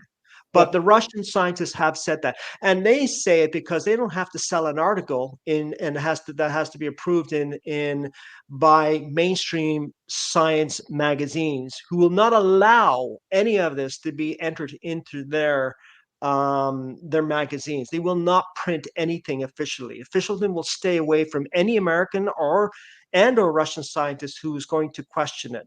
So when people say, "Well, where's your article? Where's your peer-reviewed article in Scientific American?" Well, you're not going to find it because they're not going to print it. Okay. And so you have to go to websites like onus.com and others to get that information. And that is, I think, a lesson now that we're learning, especially for a lot of people in the last 5 years. I must say, a lot of people, I think, have now come to that realization. Yeah, that's a good point. Well made. It also reminds me of the famous Operation Mockingbird, instituted by the CIA, back in the probably the late 50s. They ensured that some of their operatives were present in major news outlets, major TV studios, so that the right information could be transmitted. Yeah. Because they wanted to ensure that the information, as Randy's just said, that the right information got out and not the wrong information, which is now called misinformation or disinformation or fake news. That's the same thing. It's just trying to divert attention away from truth. Because who is the biggest purveyor of disinformation? I would argue the government. Yeah, of course it's the government, because they're the only people. I mean, they're the only people who've got the power to do it. Yeah, and to enforce it. It's called having a gun pointed at your head. That's how they enforce it. Yeah, I mean, I did a show a couple of weeks back on the church committee hearings of 1975, and it's a super fascinating time in 1975 where people under oath, the heads of the CIA intelligence communities testified. Yeah. And the things that were brought out in 1975 are things that I don't see happening anytime soon, repeated ever again. It was a special time. And, when people ask, what would be the motivation to fake the moon landings? And I'd like to hear your thoughts and opinions on this. But for me, it's when you take the whole decade of the 60s. I wasn't alive in the 60s, but when you look back at what happened, you had the assassinations of JFK, RFK, MLK, Fred Hampton, Malcolm X, all these key figures that were powerful voices, all of them. And, I cover rabbit holes. If we look at all the assassinations, the RFK Sr. is probably the most easiest one to prove conspiracy. I don't know how many of you guys have looked into the details, but in that case, Sirhan is still serving time behind bars for a crime he did not commit. The official story says that he shot RFK from 10 to 15 feet in front of RFK.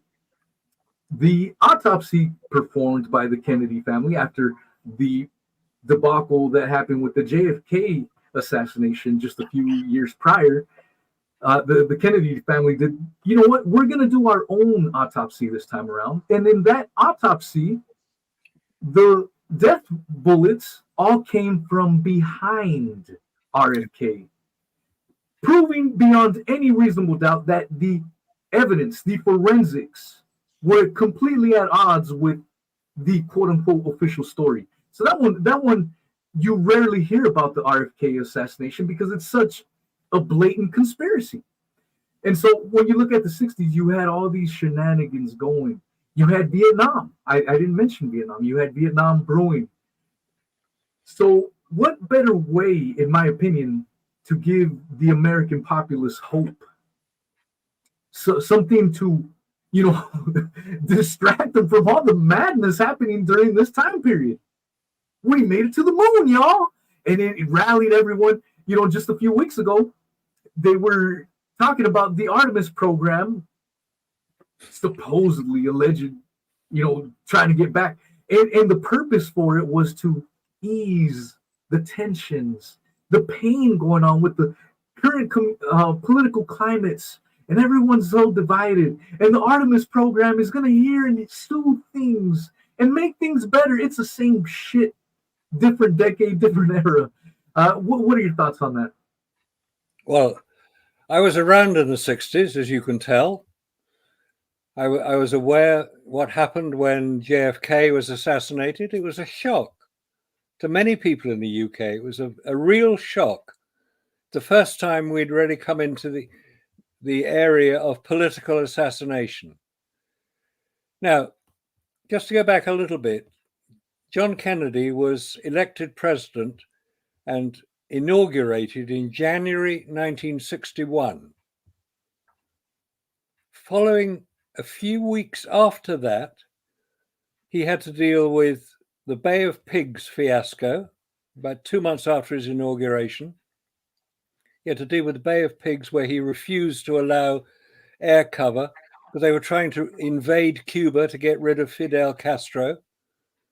There were then numerous attempts to assassinate Fidel Castro, exploding cigars and the like.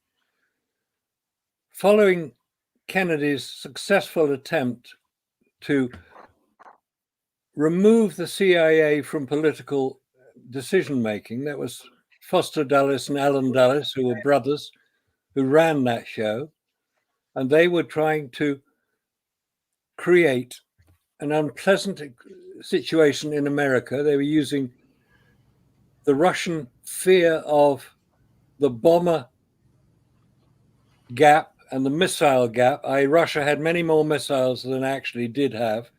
That meant that America could arm the B-52 bombers to fly continuously with nuclear weapons on board. I mean, this was scary times. Kennedy then announces the Apollo, well, not the Apollo landings, that we'll land a man on the moon before the decade is out and return him safely to the Earth. That was his address to Congress in May 1961. No American had been into space properly at that point. Alan Shepard had gone up 100 miles and come down again. Suborbital flight. John Glenn was the first astronaut to allegedly orbit the Earth. And then we had Yuri Gagarin, which precipitated Kennedy's announcement because Russia were demonstrating a far greater capacity for space travel than America had. America were being shown up as being rather incompetent in space. So then we get more problems with Kennedy. We have the Cuban Missile Crisis, where Russia rather overstretched themselves, and Kennedy stood up to him and said, "Get your rockets out of here." I mean, it's only 90 miles from Miami. We're not talking far away. It was a real threat. So Kennedy had to do a great deal. Kennedy did not want to get involved in Vietnam. He would allow a few advisors to the Vietnamese army, but he wasn't going to send troops there. He got himself assassinated in November 1963. One of the first things that President Johnson did was to increase the number of American troops in Vietnam by 10 times within the first year, 1964. By the end of the Vietnam campaign, 52,000 58,000 American citizens were dead. For what? Nobody could tell you why they had to go there. There were huge amounts of protest against the Vietnam War, which is why Johnson decided that he would not run for re-election in 1968, when Nixon took over. So there's a lot going on in America aside from Apollo. Apollo was what one might call the good news, or it was being promoted as the good news to try to cover up the horrific actions going on in Vietnam. Absolutely horrific what was going on there. Aside from the drugs that were involved and the trafficking of drugs back from Southeast Asia into America, which was written up very well in the, I think it was the Mercury Advertiser, written up by a journalist who subsequently got himself killed for doing it. So that there was a lot going on in America that was unpleasant. Apollo was the good news, or that was what it was promoted as. So it had to be seen to succeed. Failure was not an option. So if you can't make it, there's only one other option you've got. That's to fake it. That's what they did. They faked it, the whole thing, to divert attention from the horrors of Vietnam. Absolutely. Yeah, so I was let's welcome Scott back. Hey, Scott. Before I just want to give a shout out to, we have over 200 people as an audience right now, combined through all the platforms. 200 people is pretty damn good. Shout out to everyone guys. that's tuned in live. We'll have to tell them that I was rudely interrupted. Yeah. I guess there was a little bit of a power outage here in the building. And when I thought you got mad and stormed off, Scott. It refused my... Well, I thought a tree fell over. Well, something happened. I thought it was a lightning strike, but it's nice clear sky out there. But the power just went out in the building, flashed on and off a couple of times. I got it back up, and then it went out again and started. And then the computer decided it's going to do its updates, and it got rid of my sound and camera at the same time that it was doing it. That's why when I got back on, I didn't have sound or mic. Video or anything like that. I had to restart it one more time and then go through the settings. Well, you're back now. Welcome back, Scott. Yeah.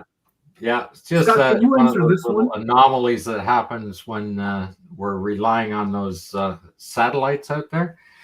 No, it's relying on the windmills to get the electricity up. Yeah. Hey, Scott, could you answer this one? This gentleman's asked the same question a few times, so I don't want to feel like we're ignoring them. Did the Hasselblad cameras have lubrication in the gears? They did have lubrication in the gears because they wouldn't work without it.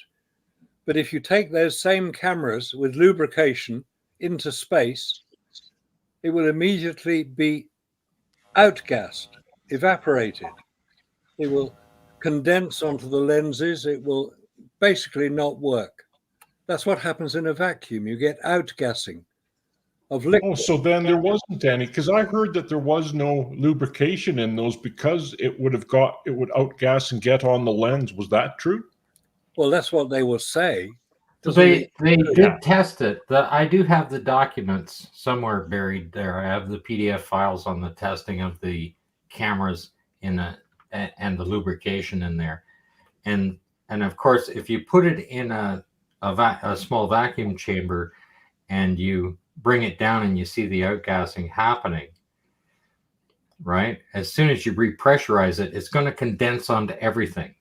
Yeah. And that's why they claim that it would get on the reso plate and everywhere else inside the camera. But if you were in space in a vacuum all the time, it's just going to outgas and keep on going. Yeah, well, it's not going to have that effect. However, the main purpose of the testing is to see what would happen with the lubrication. So they simply couldn't put the lubrication in the camera. And of course, we didn't have, the nice lubricants that we have today. Like we have graphite. Like that's the same with the rover. Like the transmission that was in the rover. what you see in the photographs is leaking out everywhere. It's spraying all over the place.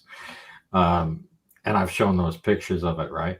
But if you used even talcum powder, right, in with the gears, it would lubricate it. Like we have graphite lubricants now, right? Dry graphite lubricants that you could put on stuff. But any kind of like talcum powder would serve for the amount that the rover was driving, right? But they didn't do that. Okay, you see the pictures I've shown of the oil leaking out of onto the tires and the dirt sticking to it and everything else, right? That wouldn't happen. A wet lubricant would off gas. Yeah, the cameras. I mean, as soon as you hit the shutter the first time, they're going to weld themselves together. Of course they are. If not before. As soon as you rub two surfaces together, you're going to create a friction, and that's going to cause a huge problem, right? Yeah. And of course, that would assume that the batteries were working. Okay. Yes, right. Like there's so many things about the camera that's not going to function, right? Never, like then when you get to the film, I mean, it's absolutely ridiculous when you really start looking at how it is. Well, what kind of film did they use? Did you guys test the real original film? Huh? Yeah. How many times do we? What people don't understand. That's exactly that guy's tactic, huh? What people don't understand is that Mylar and the Estar-based film are the same product. It's the same polymer plastic. Yeah. They're identical. They're only different in name. Okay. And then when NASA shows the plates of all of the different polymers that they're using, those little pucks with the different ones in there, and shows it what happens when they put it into a vacuum and they all disappear and wrinkle back and everything else. And even the one plate, and we've shown that I don't know how many times with the Mylar. Well, that's exactly what's going to happen to the film. Yeah. It's called Estar. They didn't think that we would know that it's the same product. Yeah, because it's Estar film is basically polyester film. There was the backing of the film, and the emulsion on that polyester or Estar base started life as a liquid. The emulsion on the film. We're not talking digital. We're talking films. This is important. This is a photographic film. That's what it looks like. Got a plastic backing. It's got emulsion on the front, and it's light-sensitive emulsion. You can see it there. That's light-sensitive emulsion. That's what happens. Obviously, I can't use this because it's been exposed. No, that's Justin's little pet peeve. Marcus always has to hold that film up. Yeah. Well, I hold it up. How many people have actually seen a piece of photographic film? That's why I hold it up. So you can see the difference between photographic film and digital. They're very different. You hear that, Justin? You hear that, Justin Cox? Yeah, put that in. I just put that in today's video, so I just thought I'd have to add no, that. that's great. Thanks, Robert. Appreciate that. Can I put a plug? Can I put a plug in for? Can I put a plug in for Justin? I think he actually said having the opportunity to debate Marcus would be cool. So I think he does have a element of respect for Marcus and his work. That's just my observation. Well, I'd be up. Yeah, that's interesting because he called Marcus the crypt keeper in the last comment there. Yeah, So, I'm he's not a really saying strange that, I'm not fellow. saying he's all the way over, but I mean, people change in time. People change. But Marcus, if I they want to listen bring to up us long enough, they might catch on. But Marcus, this very issue came up with, I believe it came up in your debate with MC Toon, where you were talking about that very example of the film that was used and the degassing of the film, so on. And he he flippantly said, "Well, they use special film," and you said, "Well, where is it?" He said, "Well, they don't have it anymore." I mean, he just sort of brushed it off, and another one of the funnier moments in that debate with MC Toon. Oh, they don't have it anymore. They just brushed it off. Exactly. That's the thing with these guys. They engage in a lot of moving of the goalposts. They'll make one challenge. Oh, what about this? What about? And then you provide the evidence. well, and like one of their favorite fallbacks is Yeah. if it were fake, the Russians would have said something. Well, actually, Dmitry Rogozin, top Russian cosmonaut, has said that it was all nonsense. Well, you can't really trust him. Like, it's always moving the goalpost, further and further down. So once you study what NASA says, their answers to a lot of these questions, you can corner them quite easily, and then they have to fall back to silly stuff. Like Toon did that several times, especially when going back to the whole duct tape fixing the rover. I mean, and Marcus tried to, the thing about someone like him is his style. He'll just jump on you and press you and keep going. So you kind of have to be firm with him, and you were at times. You're like, personal attacks are uncalled for. You need to stop that right now and put him in his damn place, because if you don't, he just keeps going and going and going and doesn't shut the hell up. But the whole duct tape in a vacuum, and I think that was one of those moments where the dagger could have been like, really dug into his ribs. What? Yeah. How, in retrospect, how would you handle that whole, process of the whole scene, the duct tape fixing the rover, and how duct tape would not survive the elements of a vacuum, analyzing it and speaking to a NASA apologist in the future, how would you go about that, addressing that? If they insisted that it was correct, that what we were seeing, I would ask them for their evidence. I would say, this is the experiments that we've done. We've demonstrated that liquids outgas in a vacuum, which is it's not an opinion, it's a fact. That's what does happen.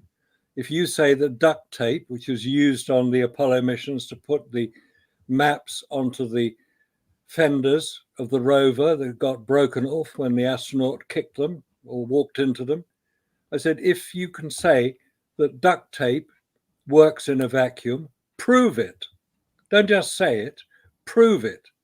Give me evidence. Show me experimentation, which is what it was ironic with Mr. Toon.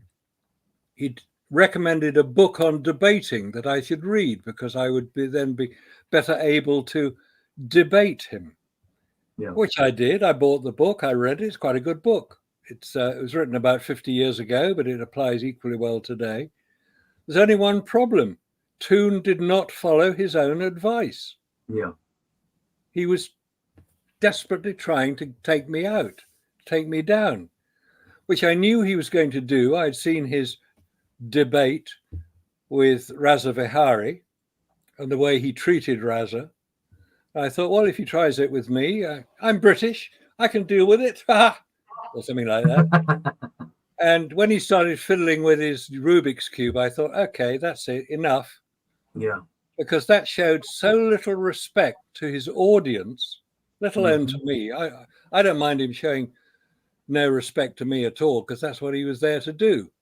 But it would also show disrespect to his audience. So who is this guy? What does he think he's playing at? It's interesting, after it had finished, after Toon had disappeared, presumably to finally finish his Rubik's Cube, because he didn't do it on camera, I had quite a long chat with Ryan, who was the moderator. We didn't discuss the debate, we discussed various other things. And I was able to recommend that he read Dave McGowan's article about wagging the moon doggy on his site, on Dave McGowan's site. Center for an Informed America. Get it? Center for an Informed America. He was quite clever that way. And he'd also, because Ryan was also into music, he'd built his own guitars and so on, I suggested he read Dave McGowan's account of Laurel Canyon, which is a road north of Los Angeles, where a lot of the musicians in the early 1960s settled. Frank Zappa being the prime one, the Mamas and the Papas, Crosby, of Crosby, Stills and Nash, all the original musicians were there. They were all being influenced, and their story, I often say, is about the Vietnam War, the Gulf of Tonkin incident, where it was alleged that North Vietnamese torpedo boats had attacked a US naval ship. The commander of the US naval ship that was allegedly attacked was called Admiral George Morrison. You'll probably know his son, Jim Morrison, of the Doors. So there's a link between the US military, the intelligence services, and the music scenes, or there was in the early 1960s. Check it out, Center for an Informed America, Laurel Canyon, a very strange but mostly true story, I think it's called, and Wagging the Moon Doggy. Yeah. I actually have Wagging the Moon Doggy. I have the audiobook on my, if you follow me on the podcast platform, Spotify, Apple iTunes, if you go to Spotify, it has a search feature. Just put in Wagging the Moon Doggy or David McGowan. And I have the audiobook completely uploaded there. So anyone interested, definitely check it out. That's great. By the way, because I have a bit of a delay here, so I'm sorry if I'm cutting in on you. You're a few seconds behind because I'm on the other channel. Anyways, yes, talking about Dave McGowan, I had a talk with his daughter, Alicia, and she asked me to redo his video for him and to take out all the, and all his little idioms. So she contacted me and asked me to take it out. So I have that version on my channel where you can actually really listen to him and pay attention to that Wagging the Moon Dog someone read it. interview. It was a different gentleman that read it wasn't David McGowan that read the book. It was a different podcaster. And he does speak and sometimes even gives some extra details, that aren't even in David McGowan's original book. So that's interesting that she wanted those out for sure. Can I throw in one point here too, Marcus? I think you would agree with me here. Talking about the music industry in America, I think we could add the Beatles to that as well. They were brought over from Britain, of course. And if you look back at EMI and you look back at Tavistock, and the Beatles were, of course, on contract with EMI, and there's a subsidiary in the States, Capitol, very close ties to CIA. They were very instrumental in, I think what you're getting at is they were very instrumental too in the social engineering of the 60s. Very effective. Yeah, there was a lot of social engineering going on. And music, because of its popularity, music was the main area in which it was used to produce the conformist society that some groups seem to want. I mean, President Eisenhower in his famous resignation speech or his departure speech in 1960, I think it was, 61, the Eisenhower speech, when he warned us about what was going to happen. He knew about it. He'd been in the central government for 8 years as president. He'd been supreme commander in the Allied invasions of Europe. So he knew what went on at the highest levels of government, and he warned us about it. And we're now seeing it happen. It's sad, but that's the way it is. But enough people are aware of what we need to do, which is to just call these guys out. Like we call out Apollo, we call out NASA.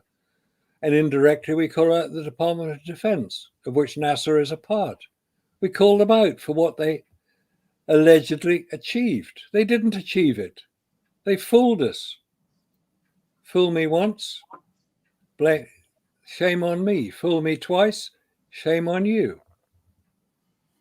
There's so many things now which are people are becoming aware of. They're not quite sure what to do about it, but they are aware that there is a real dichotomy between what we're told officially and the truth. Yeah. I don't believe any official narratives at all. Like, no. Before I started questioning things, if I heard it on Fox News or MSNBC or whatever these mainstream rags, it must be true. They're reporting it to me. This guy's wearing a nice suit and tie. He's using exquisite rhetoric. It must be true. Yeah. Now, I think these are all charlatans. They're propagandists. I don't trust a damn thing. I want to do my own research and I want to use reason and logic. I'm not just going to go along because I saw it on the TV or I heard it on this newspaper or any of that nonsense. Show me the receipts. And Yeah.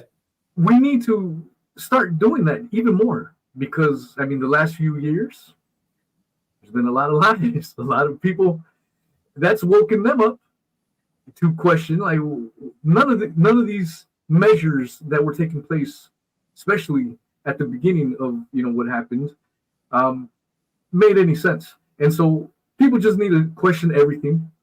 Don't take anyone's word for it. Always do constant research. Don't take my word. Don't take anyone here of the Apollo detectives' words. Do your own research. Follow it up. In a lot of, especially the younger folks, they like to pass around memes. They see some cool sounding meme, and then they'll share it with a million people. What people need to understand is that the CIA is constantly flooding social media spaces with disinformation on purpose so that it muddies the waters from what the actual truth is. So whenever you see a meme that sounds too good to be true, double check it, fact check it, and don't use these quote unquote fact checkers. Just fact check it in a number of different ways. There's ways to do it instead of relying on these quote unquote fact checkers, because there's an issue there too, because who finances the fact checkers? And when you follow the money, there's a lot of questions that arise there. A lot of partisanship goes into these things and things away from the truth. Did you have something to say, Mr. Walsh? Yeah, no, I really like what you're saying there, Wheezy, and I just wanted to expand on that. Yeah. We're seeing, and I keep mentioning the last 5 years because that was the beginning of the end for the deep state. I'm going to choose my words very carefully here because I know you're on YouTube. When they started this whole, pandemic crap, and then it destroyed a lot of people's lives, businesses. And I think in doing that, and it was really a transferring of wealth from the middle class who don't have it to the wealthy who do have it. And I think it backfired in a sense because it woke up a lot of more people. And because of that consciousness rising, and for lack of a better way of putting it, people are now starting to, than ever before in the history of recorded history of humankind, people are now asking more questions. They're asking, wait a minute, you want me to do what? Oh, you want me to follow the science? Oh, I see. You want me to follow the science, but you don't want me to ask questions. You don't want me to look at the data, but you want me to follow the science. What they want you to do is to follow their science, and keep that in mind. That's not real science. And now what I'm seeing happening, especially in the last year or two, we're seeing an almost desperate or desperation on the part of the deep state and the powers that be that are throwing anything out. You mentioned the 60s earlier, and how the Apollo missions were brought in basically to as a distraction from what was going on. I think they're attempting to do that, but they have no strategy. So they're throwing Artemis out there. They're throwing a new pandemic out there. They're throwing this. It's not working. People are now a lot more aware and wise to their strategy. And that's why I think we're experiencing now in society, both in Europe, Britain, North America, devolution. We're seeing a breakdown now of government institutions, and we're seeing a breakdown of authority. And I think that's good. And we're entering a very interesting period of enlightenment for a lot more people. So I think humanity's now at a turning point, and I think it's now starting to work more in our favor. Look at the mainstream media. Look at CNN. Look at Fox News. I haven't watched any of them in 5 years. Their ratings, it's reflected in their ratings how dismal their our message is. People are just not believing it anymore. So the more you see officialdom coming out and threatening people, oh, there's going to be a new pandemic and we're going to do this, it's almost like I would laugh, except for the fact that they did hurt a lot of people with lockdowns. But I'm also looking at it as a sign of desperation. They have no strategy. They're scared. They're actually afraid of the population waking up. And that is good for us. Interesting. Yeah. I was going to say a little something about the music industry, Randy, when you were talking about that. Do you think that the Ed Sullivan Show was politically motivated? Oh my gosh, you really? I would never have thought that. Yeah, I do, of course. I mean, Well, how about Tiny Tim then? Why Tiny would they Tim? like they had on the Beatles, and the Tiptoe Doors, Through the Tulips? the Rolling Stones, but when they brought Tiny Tim out, was that just like a musical interlude that they had Oh, you nothing know to what? show? Yeah, that was a comedy interlude, wasn't it? That And was a little comedy relief. yeah, yeah. I happened to be watching some oldies on Laughing, right? I flipped a couple, watched a couple where Tiny Tim was on Laughing and stuff like that, right? And I do remember watching him on the Ed Sullivan Show, right? And I'm thinking, well, if they were being politically influenced, let's say. Got married on Johnny Carson. You remember that? Yes, I know. It's just Yeah, crazy. yeah. I The mean, whole thing was a script. I I really do believe it. that's the '60s version of today's Haktua girl. But let me ask you this: there's a very you just reminded me of a point. Remember the show Laughing in the '60s? That's Martin what and I said. Laura. I've been watching it. Yeah, yeah. So they had this during the and we're getting into predictive programming here. I just want to get a point out here. But when we were, they had a segment in their 1 hour variety show. For those of you who were not born back then, they had a 1 hour variety show every week, and they had a segment in there that they would do news, but the news was in the future. In 1969, they did a segment, a news item, and they said President Ronald Reagan resided over the collapse or the tearing down of the Berlin Wall. They made a prediction and they were right. They got it right down to the very day. Because And it I was have to already wonder, they did 20 years in the future is what they did. yeah, 20 years in the future, but it's not a prediction. That was a script. And that script was written long before Reagan became president. They knew in 1989 he was going to be president. And that's what they do. And Yeah. Oh, by the way, can we just hang on a sec, guys? Because can we just get back on topic again? Jason Delano had a question here. He says, "Can I ask Marcus my question now, please? The story about seeing stars, was that on the daylight side or orbit or night side? Thanks." Okay, good question. Thanks, Jason. The answer to that was it wasn't in orbit. This was reported by Brian Huell, a pilot in the SR-71 plane, flying back from photographing Vietnam, flying back to California.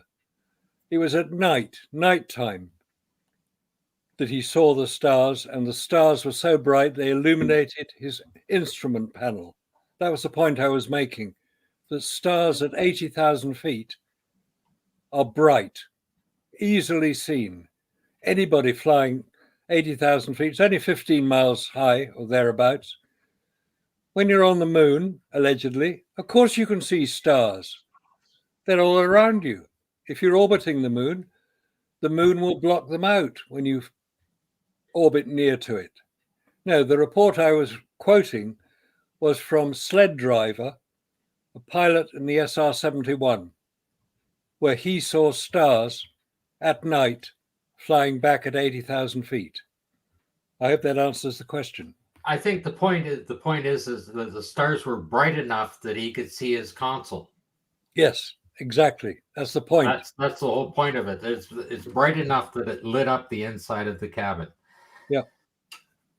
And the SR-71 didn't have very big windows.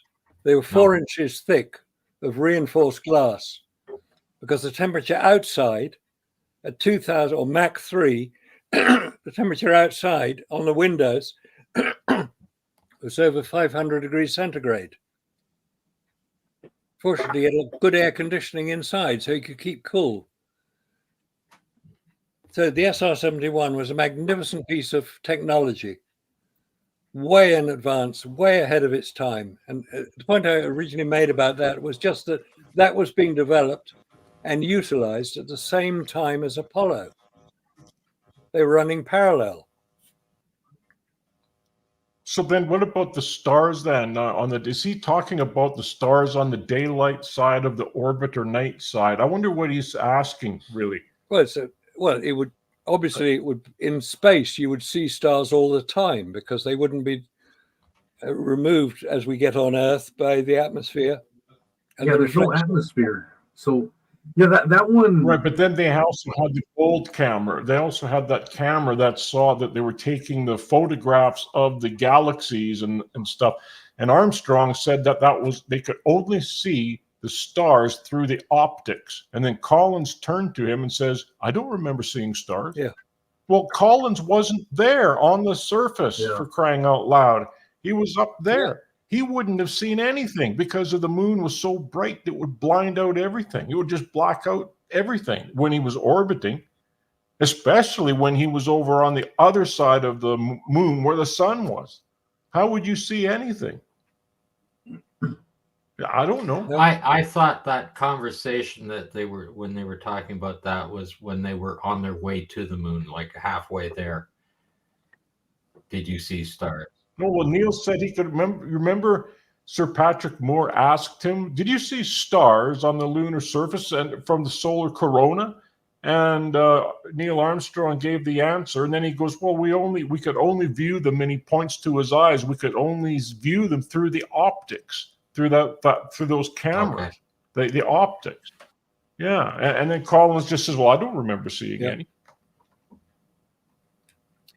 Well, he wasn't on the moon. He wasn't on the lunar surface. So I really don't understand where he come up with that. He wasn't even in the script at that time. Oh no, that's right too. No, he wasn't, was he? No. And the other thing, there was a few more people that were asking.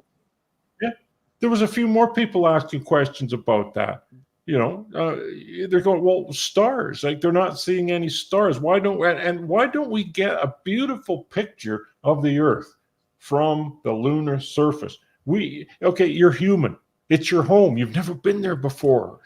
Now, what are you going to do? You're going to get out there and you want to start taking pictures of the Earth. It's your home. These guys, and what does Neil do? Takes a picture of a trash bag. Yeah. And why would you do that when the Earth is right there? Robert, didn't they going back to your point, Robert, earlier regarding Collins, the interaction between Neil and Collins during the press conference when Neil said, I think it was Colin, as you correctly said, I don't remember seeing any. Didn't it reverse that into transcripts to give the impression that it was actually Neil Armstrong that said it, and then NASA said that that was a mistake in the actual printed transcript? I think they reversed it to give because they knew that Neil Armstrong had screwed up with his answer. Well, it depends. It depends what transcript you read. If you go to March to the Moon, it's going to be different than when you go to the Apollo lunar surface journey. So that's my point. They're muddying the waters. They're trying to distract away from the mistake that he made. Yeah, that's the point. Yeah, exactly. It's just like you ask ChatGPT, for example. I asked ChatGPT, did Apollo 17 bring pocket mice to the moon with them? No, it didn't. And I go, well, you're lying because yes, they did. And it's going, oh, well, I'm sorry. You're right. And then it coughs up the information, right? And I took a screenshot of this, which I'm going to be showing in a future video. It's just ridiculous. Will you catch this thing lying? Yeah. And then it tries to make excuses. It's almost human. It makes excuses just like you're right. You're right. Yes. And then it gives you the lowdown on it. So I don't know where this supposed AI is coughing this up from. And then someone in the comments section, one of the NASA proponents says, well, try ChatGPT-4. Well, how many versions of this bloody program is there out there? Moving the goalposts again, remember? That's one of their favorite go-to moves each and every time. It's always moving the goalposts. They'll say one thing, you meet that one thing. Well, what about this? What about that? Yeah. It's always just moving it forward, man. It's a joke. Well, what's funny about these mice, with all of the documents that I have read over the years, I've never heard about Apollo having live animals on board. Never, anywhere.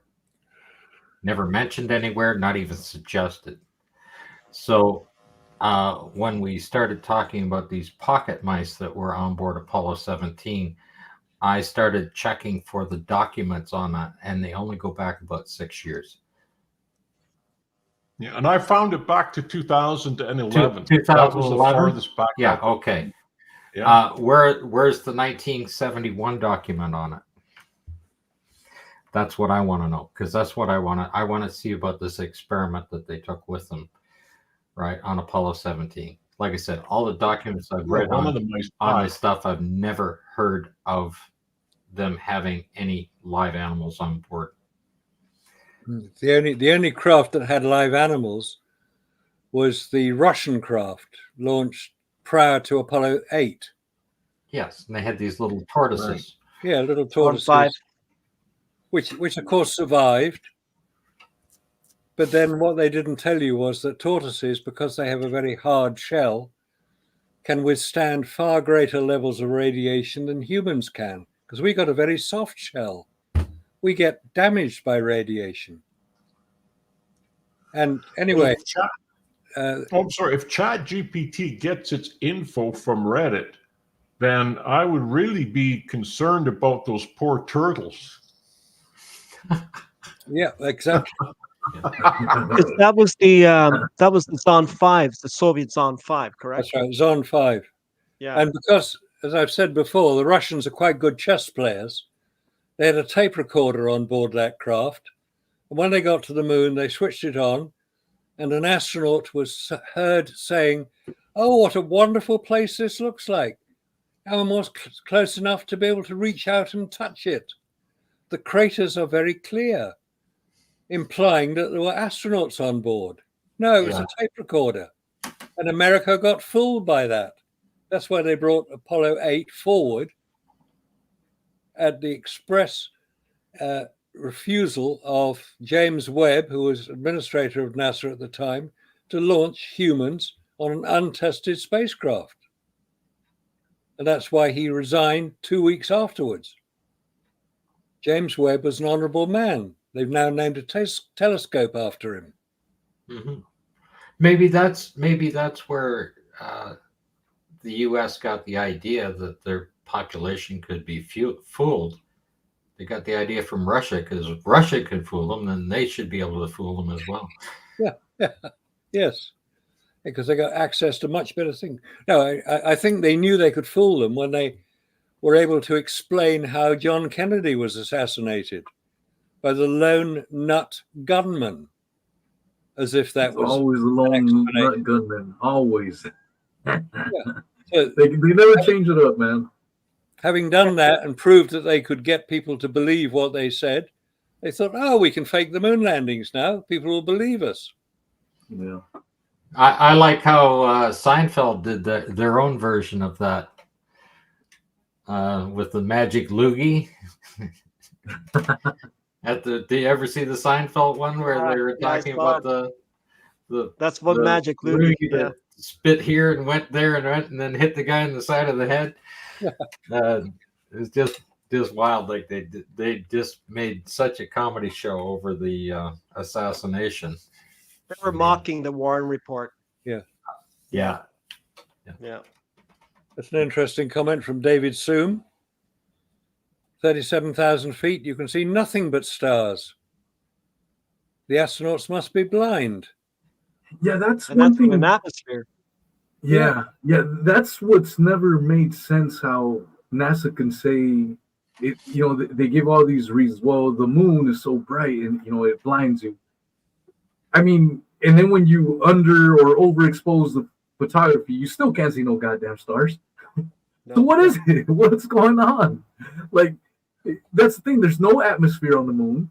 We have a smog-filled atmosphere down here, and we could still see the damn stars. So that's never made sense. How do they get away with that crap? Well, look at what happens. They have to also use an astro compass to find out where they're going. Of course, that was built into the LM, and it was built into the command module. Oh, no, sorry, not the LM. The command module had it. So Yeah. they had to pick a star to shoot. Well, if you can't see the stars, then you can't obviously take a reading. Just in this video that I put up, I showed, because I remember in flight school, we had to use the astro compass. We had to learn how to use it for our commercial pilot's license. I never got the full I was 4 hours away from my commercial license, and then something happened, but I'm not going to discuss that. But in any case, what had happened was you still had to shoot a star in order to get a reading to tell you where you are in physical space. Well, if they can't see the stars, well, that kind of takes the cake on that, doesn't it? Because they're not going to know where they are if you can't see the star. Well, it kind of simple as that. And not only did they not have a sextant on board? Yeah, was that not their that, guidance computer? They took a reading with the sextants as they were traveling, sent that information back, let the guys with the slide rules figure it out and confirm where they are. Oh yeah, that's right too. Yeah, I'm thinking Astro Compass is what we used, but it's the same. Yeah, pretty much the it's same. the same process, right? Well, actually, the manual, I believe, says they punched it into the Apollo guidance computer. So they took a reading. They took two star sightings and three star sightings, triangulated that, and then put the coordinates into. Yeah, but they the sent Apollo that guidance back computer. to Houston first to confirm it. Then they put the information in. Yeah.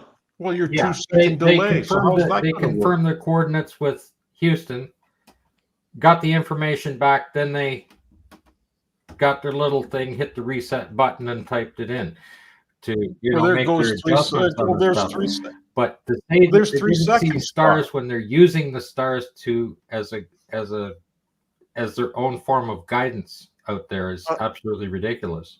Right, but there's that, as Robert just said, there's that delay. There's that 2.5 second delay. I mean, waiting for that reply to come back. So what if, for argument's sake, It what could be if you 10 had... minutes. These guys are on slide rules down there. Okay, but that's not my point. That's not my Yeah. point. My point is, just in a realistic scenario, what if they had a pending emergency and they needed that information within seconds? See, the AGC was not capable of doing that. So they'd have to wait. You just said it yourself. They'd have to wait minutes. By that time, they're gone. They're dead, whatever the scenario would be. And this raises one other point. How come... It occurred to me when I was reading a lot about this is that there was no proximity radar built into that. I mean, there was, there could have been any sort of debris that could hit that capsule at any moment, and it wouldn't take much to kill the crew.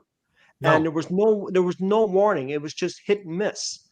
So Right. if that's another factor into all of this too. But they would have to wait for confirmation or information from Houston, as you just said yourself, and minutes could mean disaster. Seconds could mean disaster. Exactly. But now catch this. What good is that information? They're in barbecue mode. Yeah. They're rotating all the time. Oh, but they covered themselves with that, because I think they said they stopped the barbecue mode to take the barbecue mode, the passive thermal control, to take the readings, if I'm not mistaken. Don't quote me on that, but I believe they're trying to go back and cover their bases with this, right? I know. And yeah, that's an updated file, what they do. right? Yeah. Yeah, that's an updated file, because it doesn't matter if they're in barbecue mode.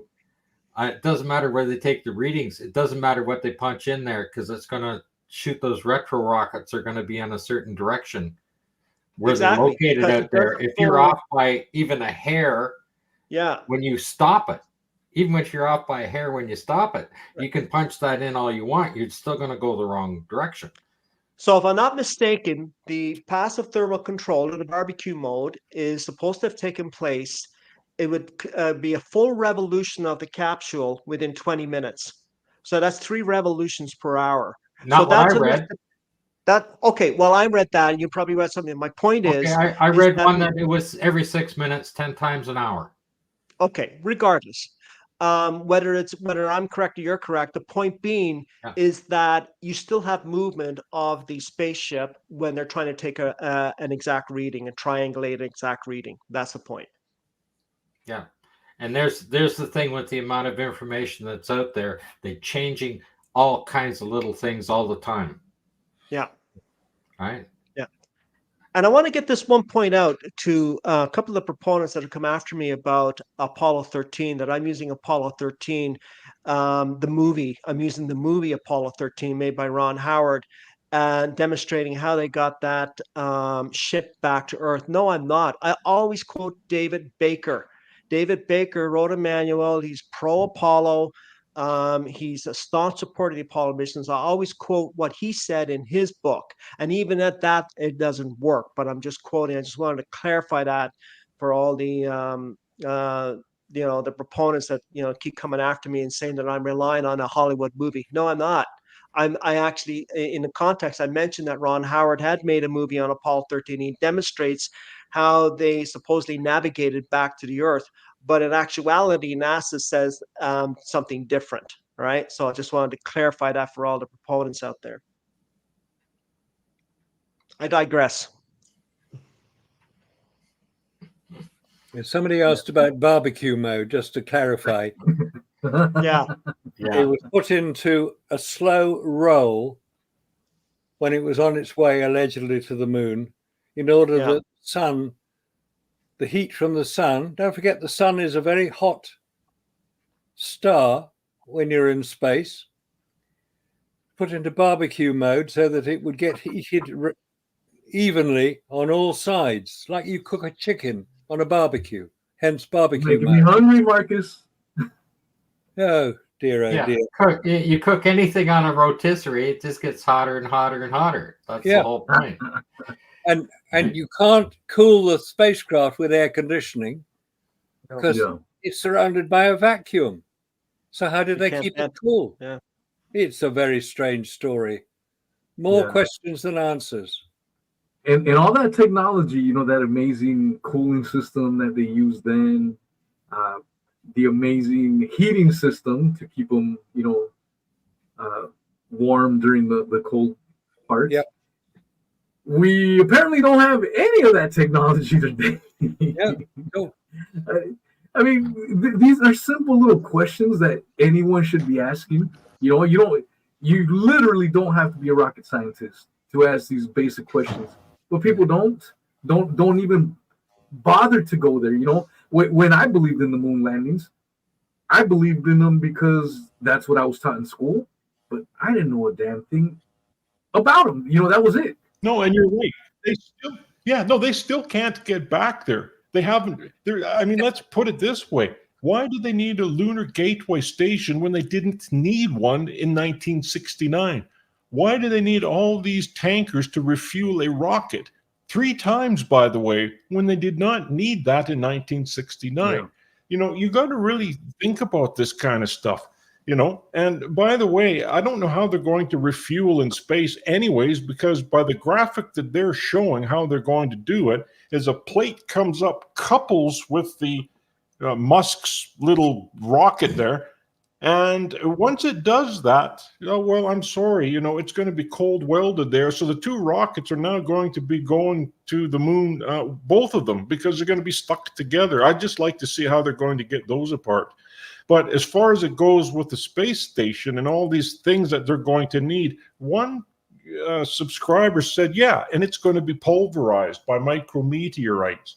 I mean, come on. I think that's exactly what's going to happen. Robert, they're not in a protective atmosphere. It's not going to cold weld. They're not in a protective atmosphere. They put a NASA sticker on it. It's not going to cold weld.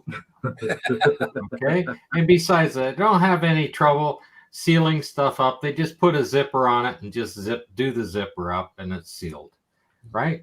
Well, look at the hole in the back. Just put a zipper on it.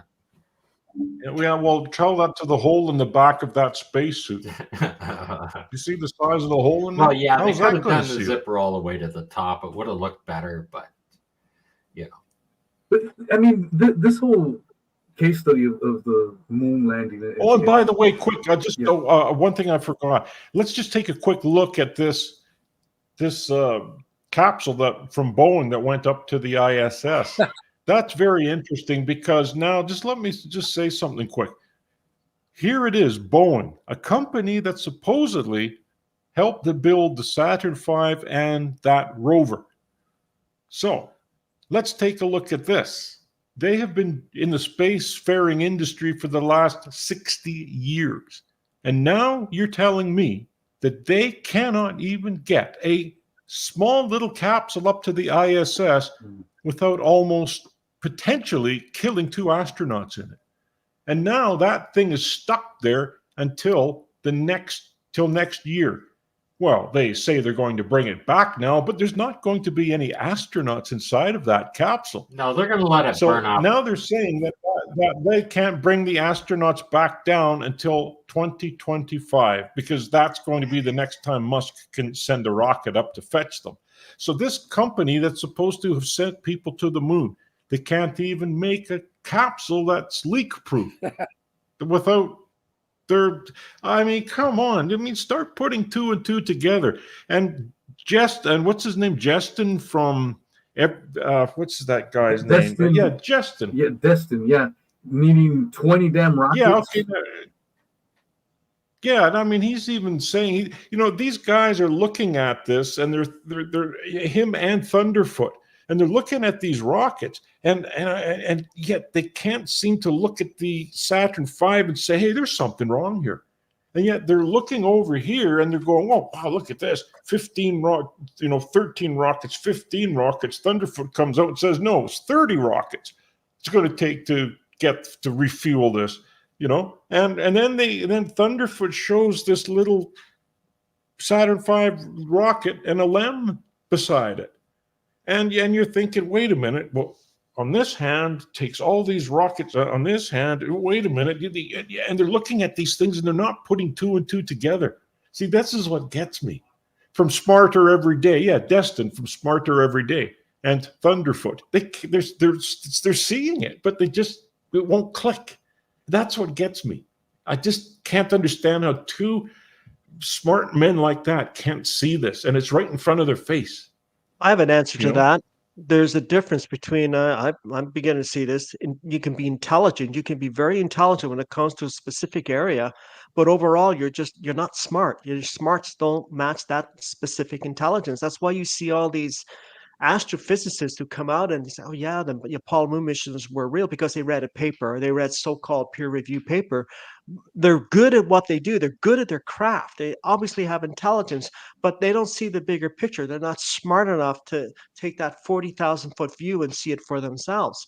That's become more and more apparent now, especially with this subject. Neil deGrasse, what is his name? Neil that physicist. Tyson. Yeah. He's a prime example. There's a couple of others, but he's a prime example of what I'm talking about. Yeah, he's a physicist. Okay, well, he's a celebrity physicist, so I don't know if I take him all that seriously.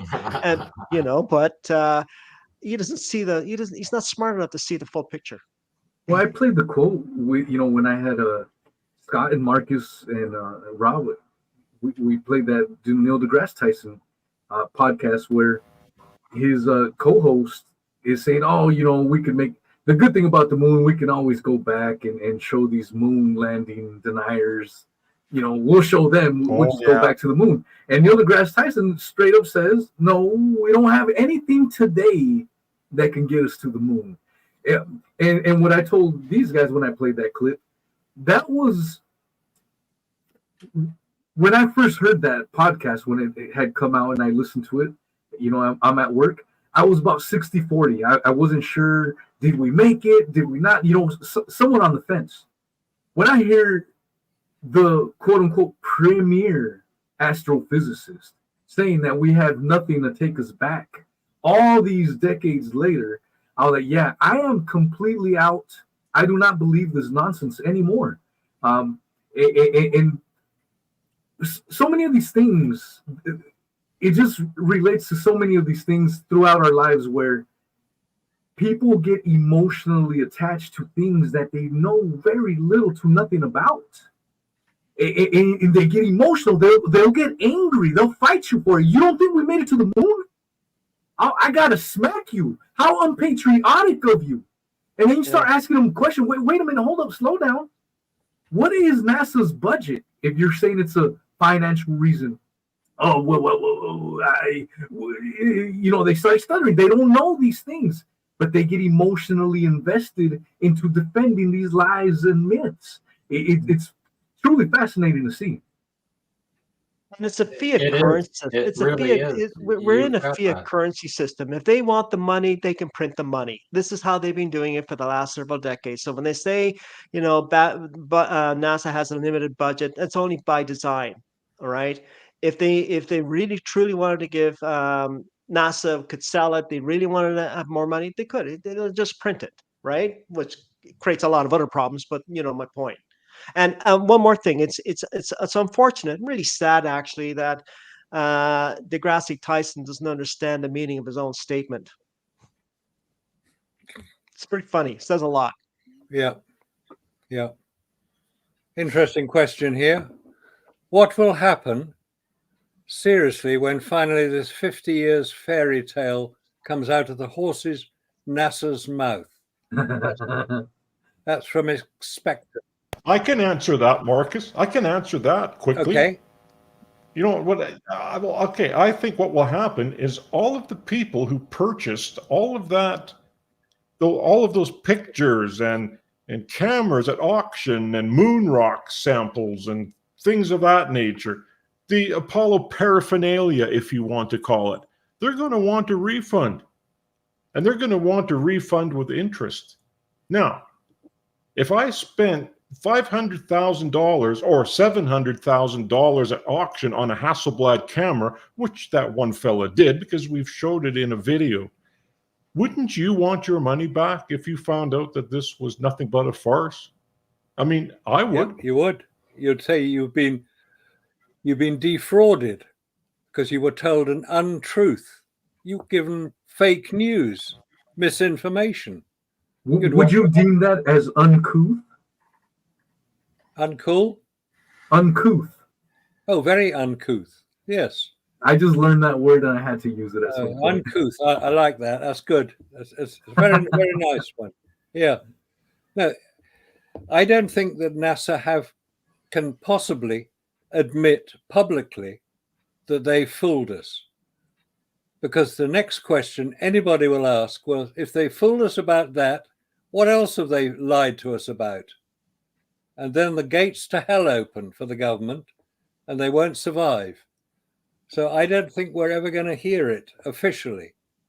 Certainly not in what's left of my lifetime or even my grandson's lifetime. No, Because there's you can't have that with Alan Bean's paintings out there with, landfill dirt in them instead of moon dust. Yeah. And of course, I like this point here. Neil likes to hear the sound of his own voice. That was good. He's right. Neil deGrasse, that is. Yeah. And of course, Alan Bean on Apollo 12, he was the one who, when asked by Bart Sibrel, did you go through the Van Allen belts, said, I don't think we went that far out. Like, you'd expect an astronaut allegedly going to the moon to know what the Van Allen belts were all about. But apparently not. To me, that just lends credence to the idea that they were just actors playing, filling a role. Yeah. Yeah, So, I mean, and how about their reactions when they came back? They weren't jubilant. They weren't ecstatic, like, we made it to the moon, all right. They was, yeah. they were depressed as hell. But what was up with that? I think that probably explains it better than anything.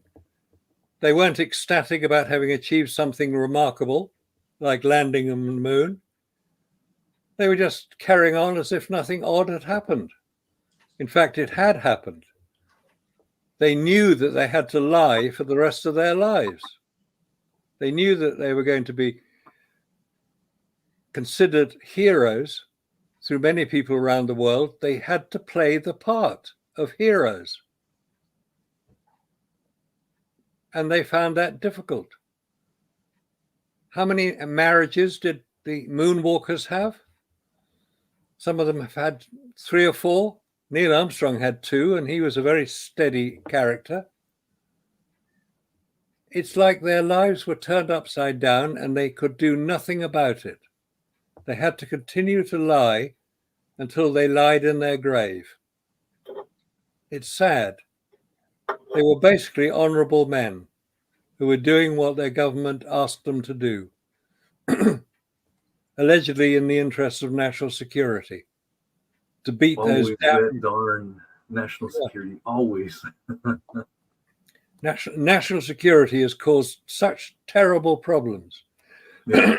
When we you can't release the JFK files all these decades later because of national security. Yeah. We can't do this. National security. It's always national security.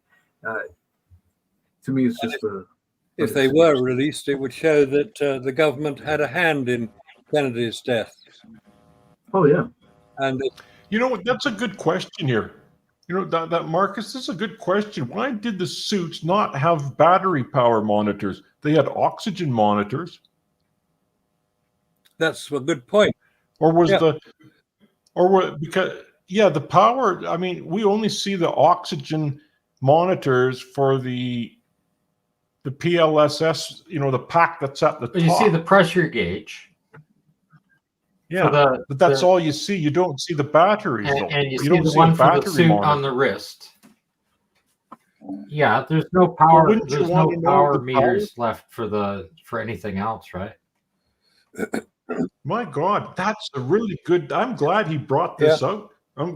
This Akula Spawn brought that up. That's a really good point. That's something I never considered before. The battery power, everything has a meter on it for the batteries. And you Why need one not for the suit? water. Don't forget they're using the suits where so-called off-gassing the water when it heats up to keep it cold. If they run out of water, they're going to overheat. So there have to be a gauge for that. Show them how much they had left. Right. Yeah. Thank And you also, for that question, Akuna Matata, or I'm sorry, Akula Spawn. They obviously had a gauge for when the film ran out. Well, yeah, they did. when he got to 170 pictures or 150 pictures, that was it. Yeah, and when it got to 200 cameras, pictures, they had to change that was up. it. I wonder why our photos show fogging like crazy, and theirs are so pristine and beautiful and just not fogged. And boy, I'll tell you, you know. Oh, that's only -6. Can you imagine what's going to happen to that film when it gets to -11 to 12?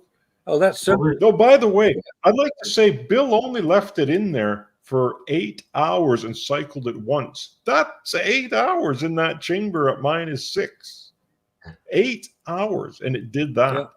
And don't forget, your last picture taken, when you rewind it's going to be your first picture. So because when you rewind it comes to the top, right?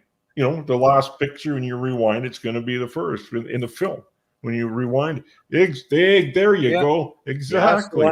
So what's going to happen is that when you put that in the vacuum chamber, now the first picture or the last picture that you took is going to be at the top, and it's going to outgas faster because it's at the top of the roll. And that's exactly what happened in the chamber. You can even see when it started to fog in there. Well, because so that's why the pictures got progressively better. You know, as they got right down to the end of the roll, I mean, you could see that the colors weren't as bad. But the ones that were right up at the top of the roll, well, that's the ones that were really bad because they got the full effect of it. Well, seeing as the pictures weren't taken on the moon, they were taken here on Earth, they could control them better, which they did. No photographs were taken on the lunar surface. They couldn't have been. For 2 reasons. One, they couldn't get there, and B, the film wouldn't work if they did. So let's get the idea that the moon landings were faked for political reasons, but they had to create the story behind it. And there were 400,000 people working on it. But it's interesting that none of the other nations which have now landed unmanned craft on the moon, the Chinese, the Japanese, the Indians, say that they can see anything to do with Apollo. No, that's not quite true. The Chinese say that they saw evidence of Apollo, but they have produced no photograph to back it up. India has not produced any photograph officially to back up what they claim is that they saw evidence of Apollo on the moon, nor have the Japanese. There is no official photograph. There are lots of screenshots of talks given in India by people who claim to have seen something on the moon, but the photographs they show illustrate a three-legged lander. Apollo was a four-legged lander. What they were photographing was a surveyor craft, not the Apollo craft, because Apollo wasn't on the moon. None of it was. So the idea, the idea that they have seen evidence of Apollo is just that. They're doing their best not to upset America, because they still need America. The Chinese still need America's technology. They're desperate to get it. India rely on NASA's contribution to tracking their craft, because NASA have the worldwide deep space tracking network.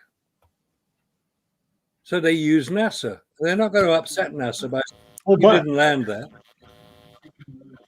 By the way, Marcus, did China take photos of the LRO? Or sorry, did China take photos of the Apollo equipment on the moon? I don't believe they did. I haven't seen any photos. No, because someone in the comment section was saying that. They were saying, oh, China did it, Japan did it. I haven't seen any. Show the photographs that they were supposed to have taken, whoever said that. I didn't see that particular one, but if you claim that they have taken photographs of Apollo artifacts on the moon, show the photographs. Don't just say it. It's very easy to say it. It's very hard to show it.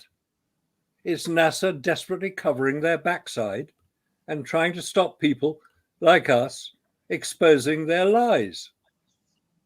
NASA are lying. And they claim that China have taken photographs on the moon of Apollo. No, they haven't. No. There are no photographs taken by the Chinese unmanned craft that landed on the moon, on the far side of the moon, by the way, not the dark side. That's the record by Pink Floyd. It's called the far side. No Chinese satellite has photographed anything to do with Apollo on the lunar surface. And if that is an incorrect statement, produce the photographs. Don't just say it. Very easy to say it, you NASA supporter, you apologist. Sorry. Play on words there. Put them in their place, Marcus. Yeah, I mean, India haven't photographed them either. Japan haven't photographed them either. Are there any other nations that have landed craft on the moon other than America, Russia, China, and Japan? Israel have tried to. They came very close to doing it with their Bereshit craft, but they forgot the vacuum problems as well. Craft crashed. Oh dear. Because they 3D printed their engine mounts and forgot to test the 3D printed mountings in a vacuum chamber. End of story. Crashed craft. So whoever says they got photographs of the moon from the Chinese Space Agency, produce them.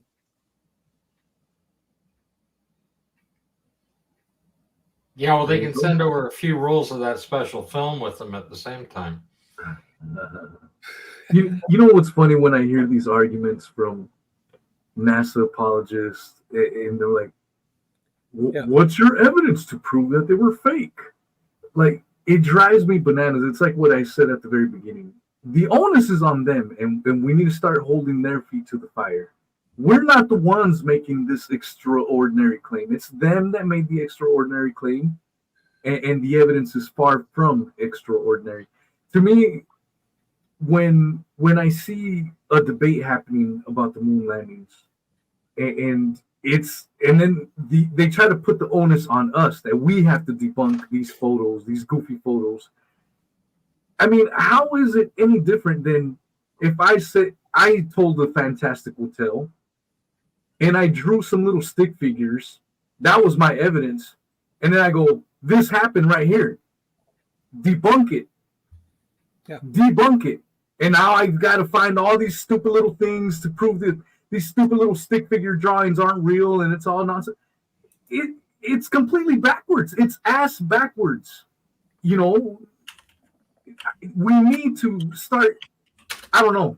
I'm just, when I hear these debates going on, and I'm like driving myself crazy because I think we need to start turning it around on them and putting the onus where it belongs, and it's on NASA.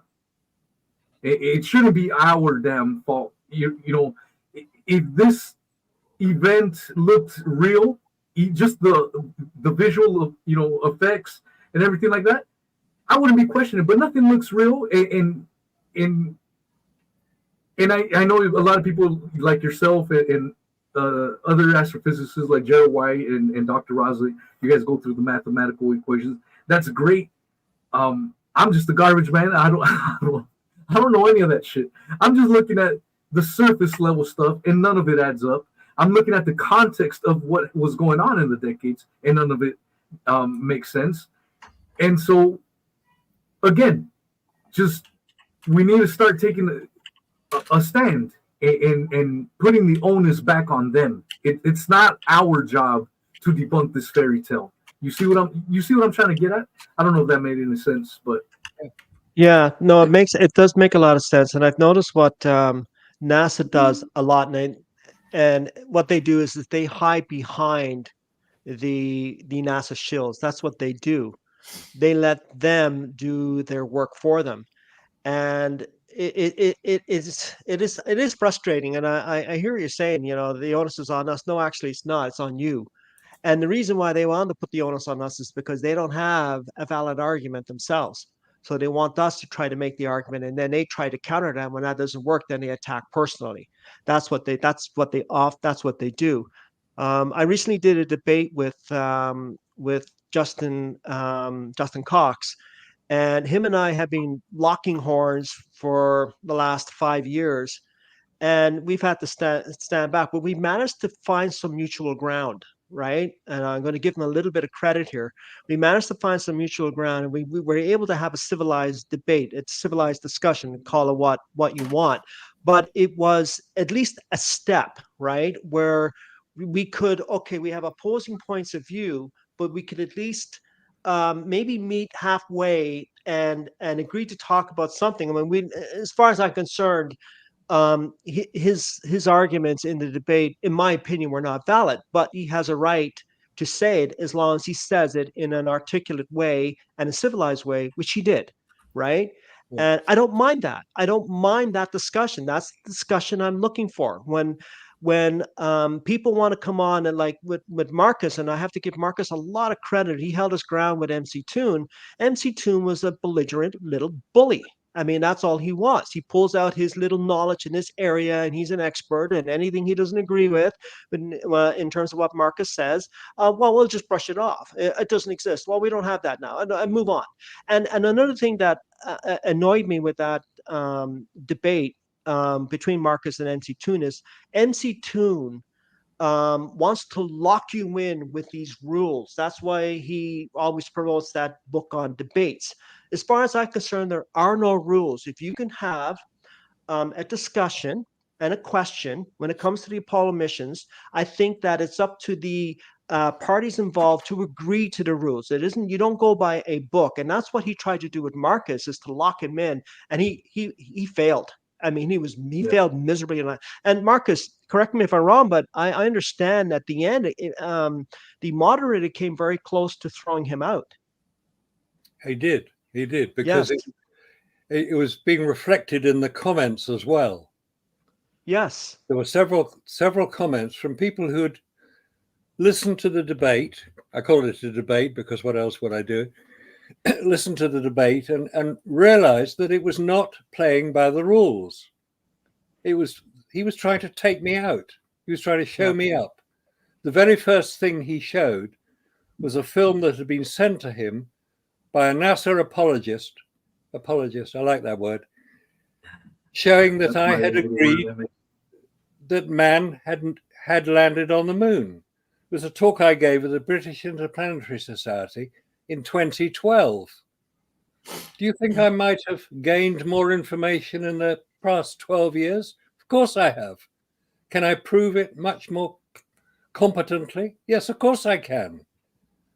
The person who asked the question of me, incidentally, you've already mentioned him, David Baker, who did work for NASA. He's a British engineer, worked for NASA, and has written several very well-received books on the subject, mainly encyclopedias, space encyclopedias. David Baker is very knowledgeable. Now, I was not about to show him up in front of 100 of his, or 50, I think it was, 50 of his colleagues at that particular debate. I was not going to expose him. Of course I wasn't. I'm British. I tend to be a little bit polite in that sort of company. If that's something that you can't understand, that's your problem, not mine. Yep. So, and that's all Toon could come up with. And I said more or less the same thing when he asked me about it. I was expecting him to ask me about it. So I was fully prepared for it. Yeah, he was. I mean, his whole style is just ad hominems, and then he'll zoom in on the stupidest little thing.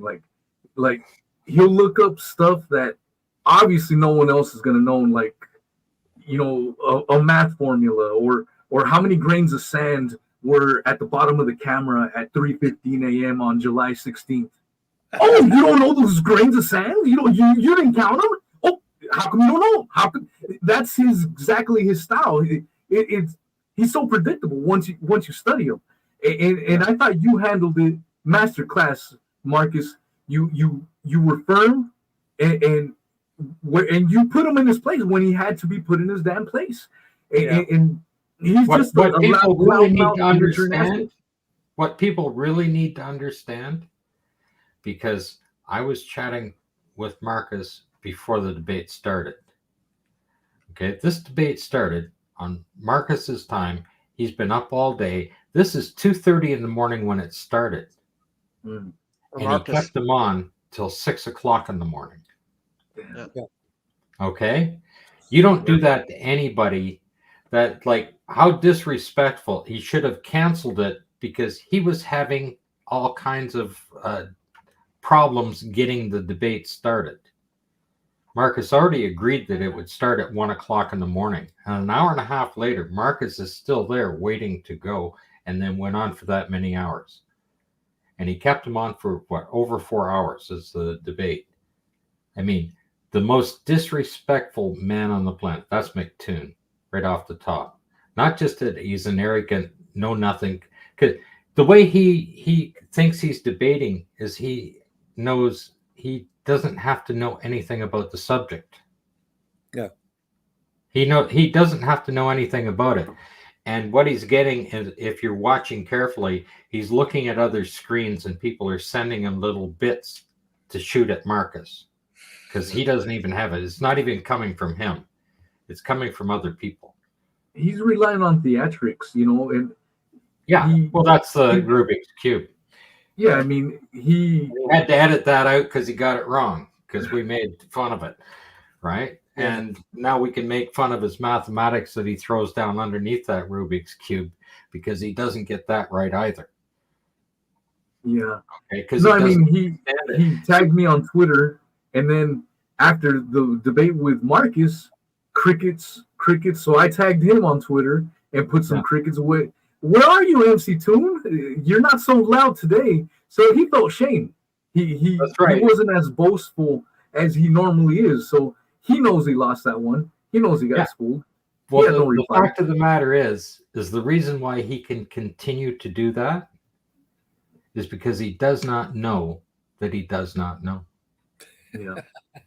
Yeah. That was Well- reflected in the comments too, in that in the moderator's YouTube channel. A lot of what we're saying here was reflected in the comments, and even supporters of MC Toon. I noticed, and yeah, I agree with him, but he should have toned it down a bit, type of thing. So I think they were quite embarrassed by his performance with Marcus Allen that night. Yeah, he was extremely rude. And I don't want to be rude. It is late, super late for Mr. Marcus Allen across the pond. It's 5 hours ahead. Gosh, what is it, 1 a.m.? Yeah, it's quarter Yeah, past time to one. wrap up. Yeah, I don't yeah. want to keep you late. We've done 3 hours. This was an Yeah. excellent show. And we had talked about doing a monthly show. And these are great. We had a crowd of 200 with all the platforms combined. I mean, if you think of an auditorium with 200 people, that's freaking awesome. That's and good. then I'm sure thousands more over the next week are going to be Well, listening Just say and watching. hello to the people who are listening. Thank you for listening. Thank you for sharing thank it you. up. Appreciate it. Much appreciated. And thank you for your comments, Wheezy. And don't forget Thank Nexus you. Magazine. Oh, yes, Nexus Magazine. Here we go. Nexus Magazine. That's the latest issue. Barnes & Noble have got it if you live in America. Right WH, there. same one. Yeah, It's around the world. it's around the world. I have my copy. Nexus Magazine. That's what you want to read. That'll keep you up to date. What have we got? Near-death experiences this month. The occult Nikola Tesla. Get this. Health implications from widespread vaccine shedding. Oh, dear. Oh, dear. He said. Oh, dear. The poor I do soul- have your Owless website on the description. I also have your YouTube channel. Plug in anything else that you guys would like the folks to follow you at or find you at. Well, I think this comment is just up from Dan Rabbi. Thank you for your appreciation. The website that I cited was Owlis, AULIS.com. And you Yep. say the website he cited, that's me, was amazing. And I found this channel because of his debate. So word gets out. It spreads. Well done, Wheezy. Well And done well to you, Oh. Marcus, and the whole Apollo crew detective was here tonight. Truly a treat to have all of you on board. Yeah, we need to schedule the next one for next month, and we'll have a blast. I think the crowd they stayed here with us pretty much the entire time and asking questions away, making great points, great observations. When they do that, they become part of the show, and it makes it interactive for everyone involved. So thanks for I'd like everyone to that say, tuned too, in live. Yeah, I'd like to say too that we're going to also have the Ask Us Anything again. Yeah. So that'll be in a couple of weeks from now. But yeah, so we're just going to go on our channel, our regular channel, and then people can come in and they can ask us anything that they want regarding the Apollo missions or whatever, as long as it stays on that topic of the space technology and space travel. Yeah, so that'll be good. We'll have that on again. Yeah, look forward to it. Get some good questions up there, guys. I'm sure you've got a few. Yeah, and I've been keeping them. I've been compiling them. The ones that have been coming in, I've been compiling them all. So it'll be That's good. There are lots of questions. And Yeah, I've got there a was- book that answers most of them. The Apollo Moon Hoax, The Real Evidence. Check me out on Amazon. Co-authored with Trevor Weaver, who's a great researcher, great writer. But all the questions you have already been answered, and we know what the answers are. And as Robert says, we discuss this every week on Apollo Detectives. So if you're interested to keep up to date with what's going on and how NASA are singularly failing to return to the moon, as if they even got there in the first place, Apollo Detectives will give you lots of questions to ask us. Look forward to hearing them. Absolutely. Thank you again, gentlemen. And thank you, everyone that came out. Anyone else got anything before we break loose? All No, I right. just want to thank everybody Thanks for for going up. That was great. hosting the show, Easy. thank you guys Yeah, for coming Really on. appreciate the fact that it's amazing that we have this many people on a live. I've seen Yeah. lots of other ones with bigger channels that don't have as many people that are on when we're live. Oh yeah. 200 people in, like, if you imagine an auditorium with 200 people, that's a good sized room, and that were tuned in the entire time. So, and like I said, over the course of the next few days, I mean, that's gonna. This is just concurrent viewers. So over the next week or so, it'll might be a few thousand, you know, by the time it's done. So thank you so much, gentlemen. Truly a blast, and I can't wait till we do this one again. All right, y'all. Have a good night, everyone that tuned in, and thanks for coming out. Yeah. Good night, everyone. Great. Nice. Thank you.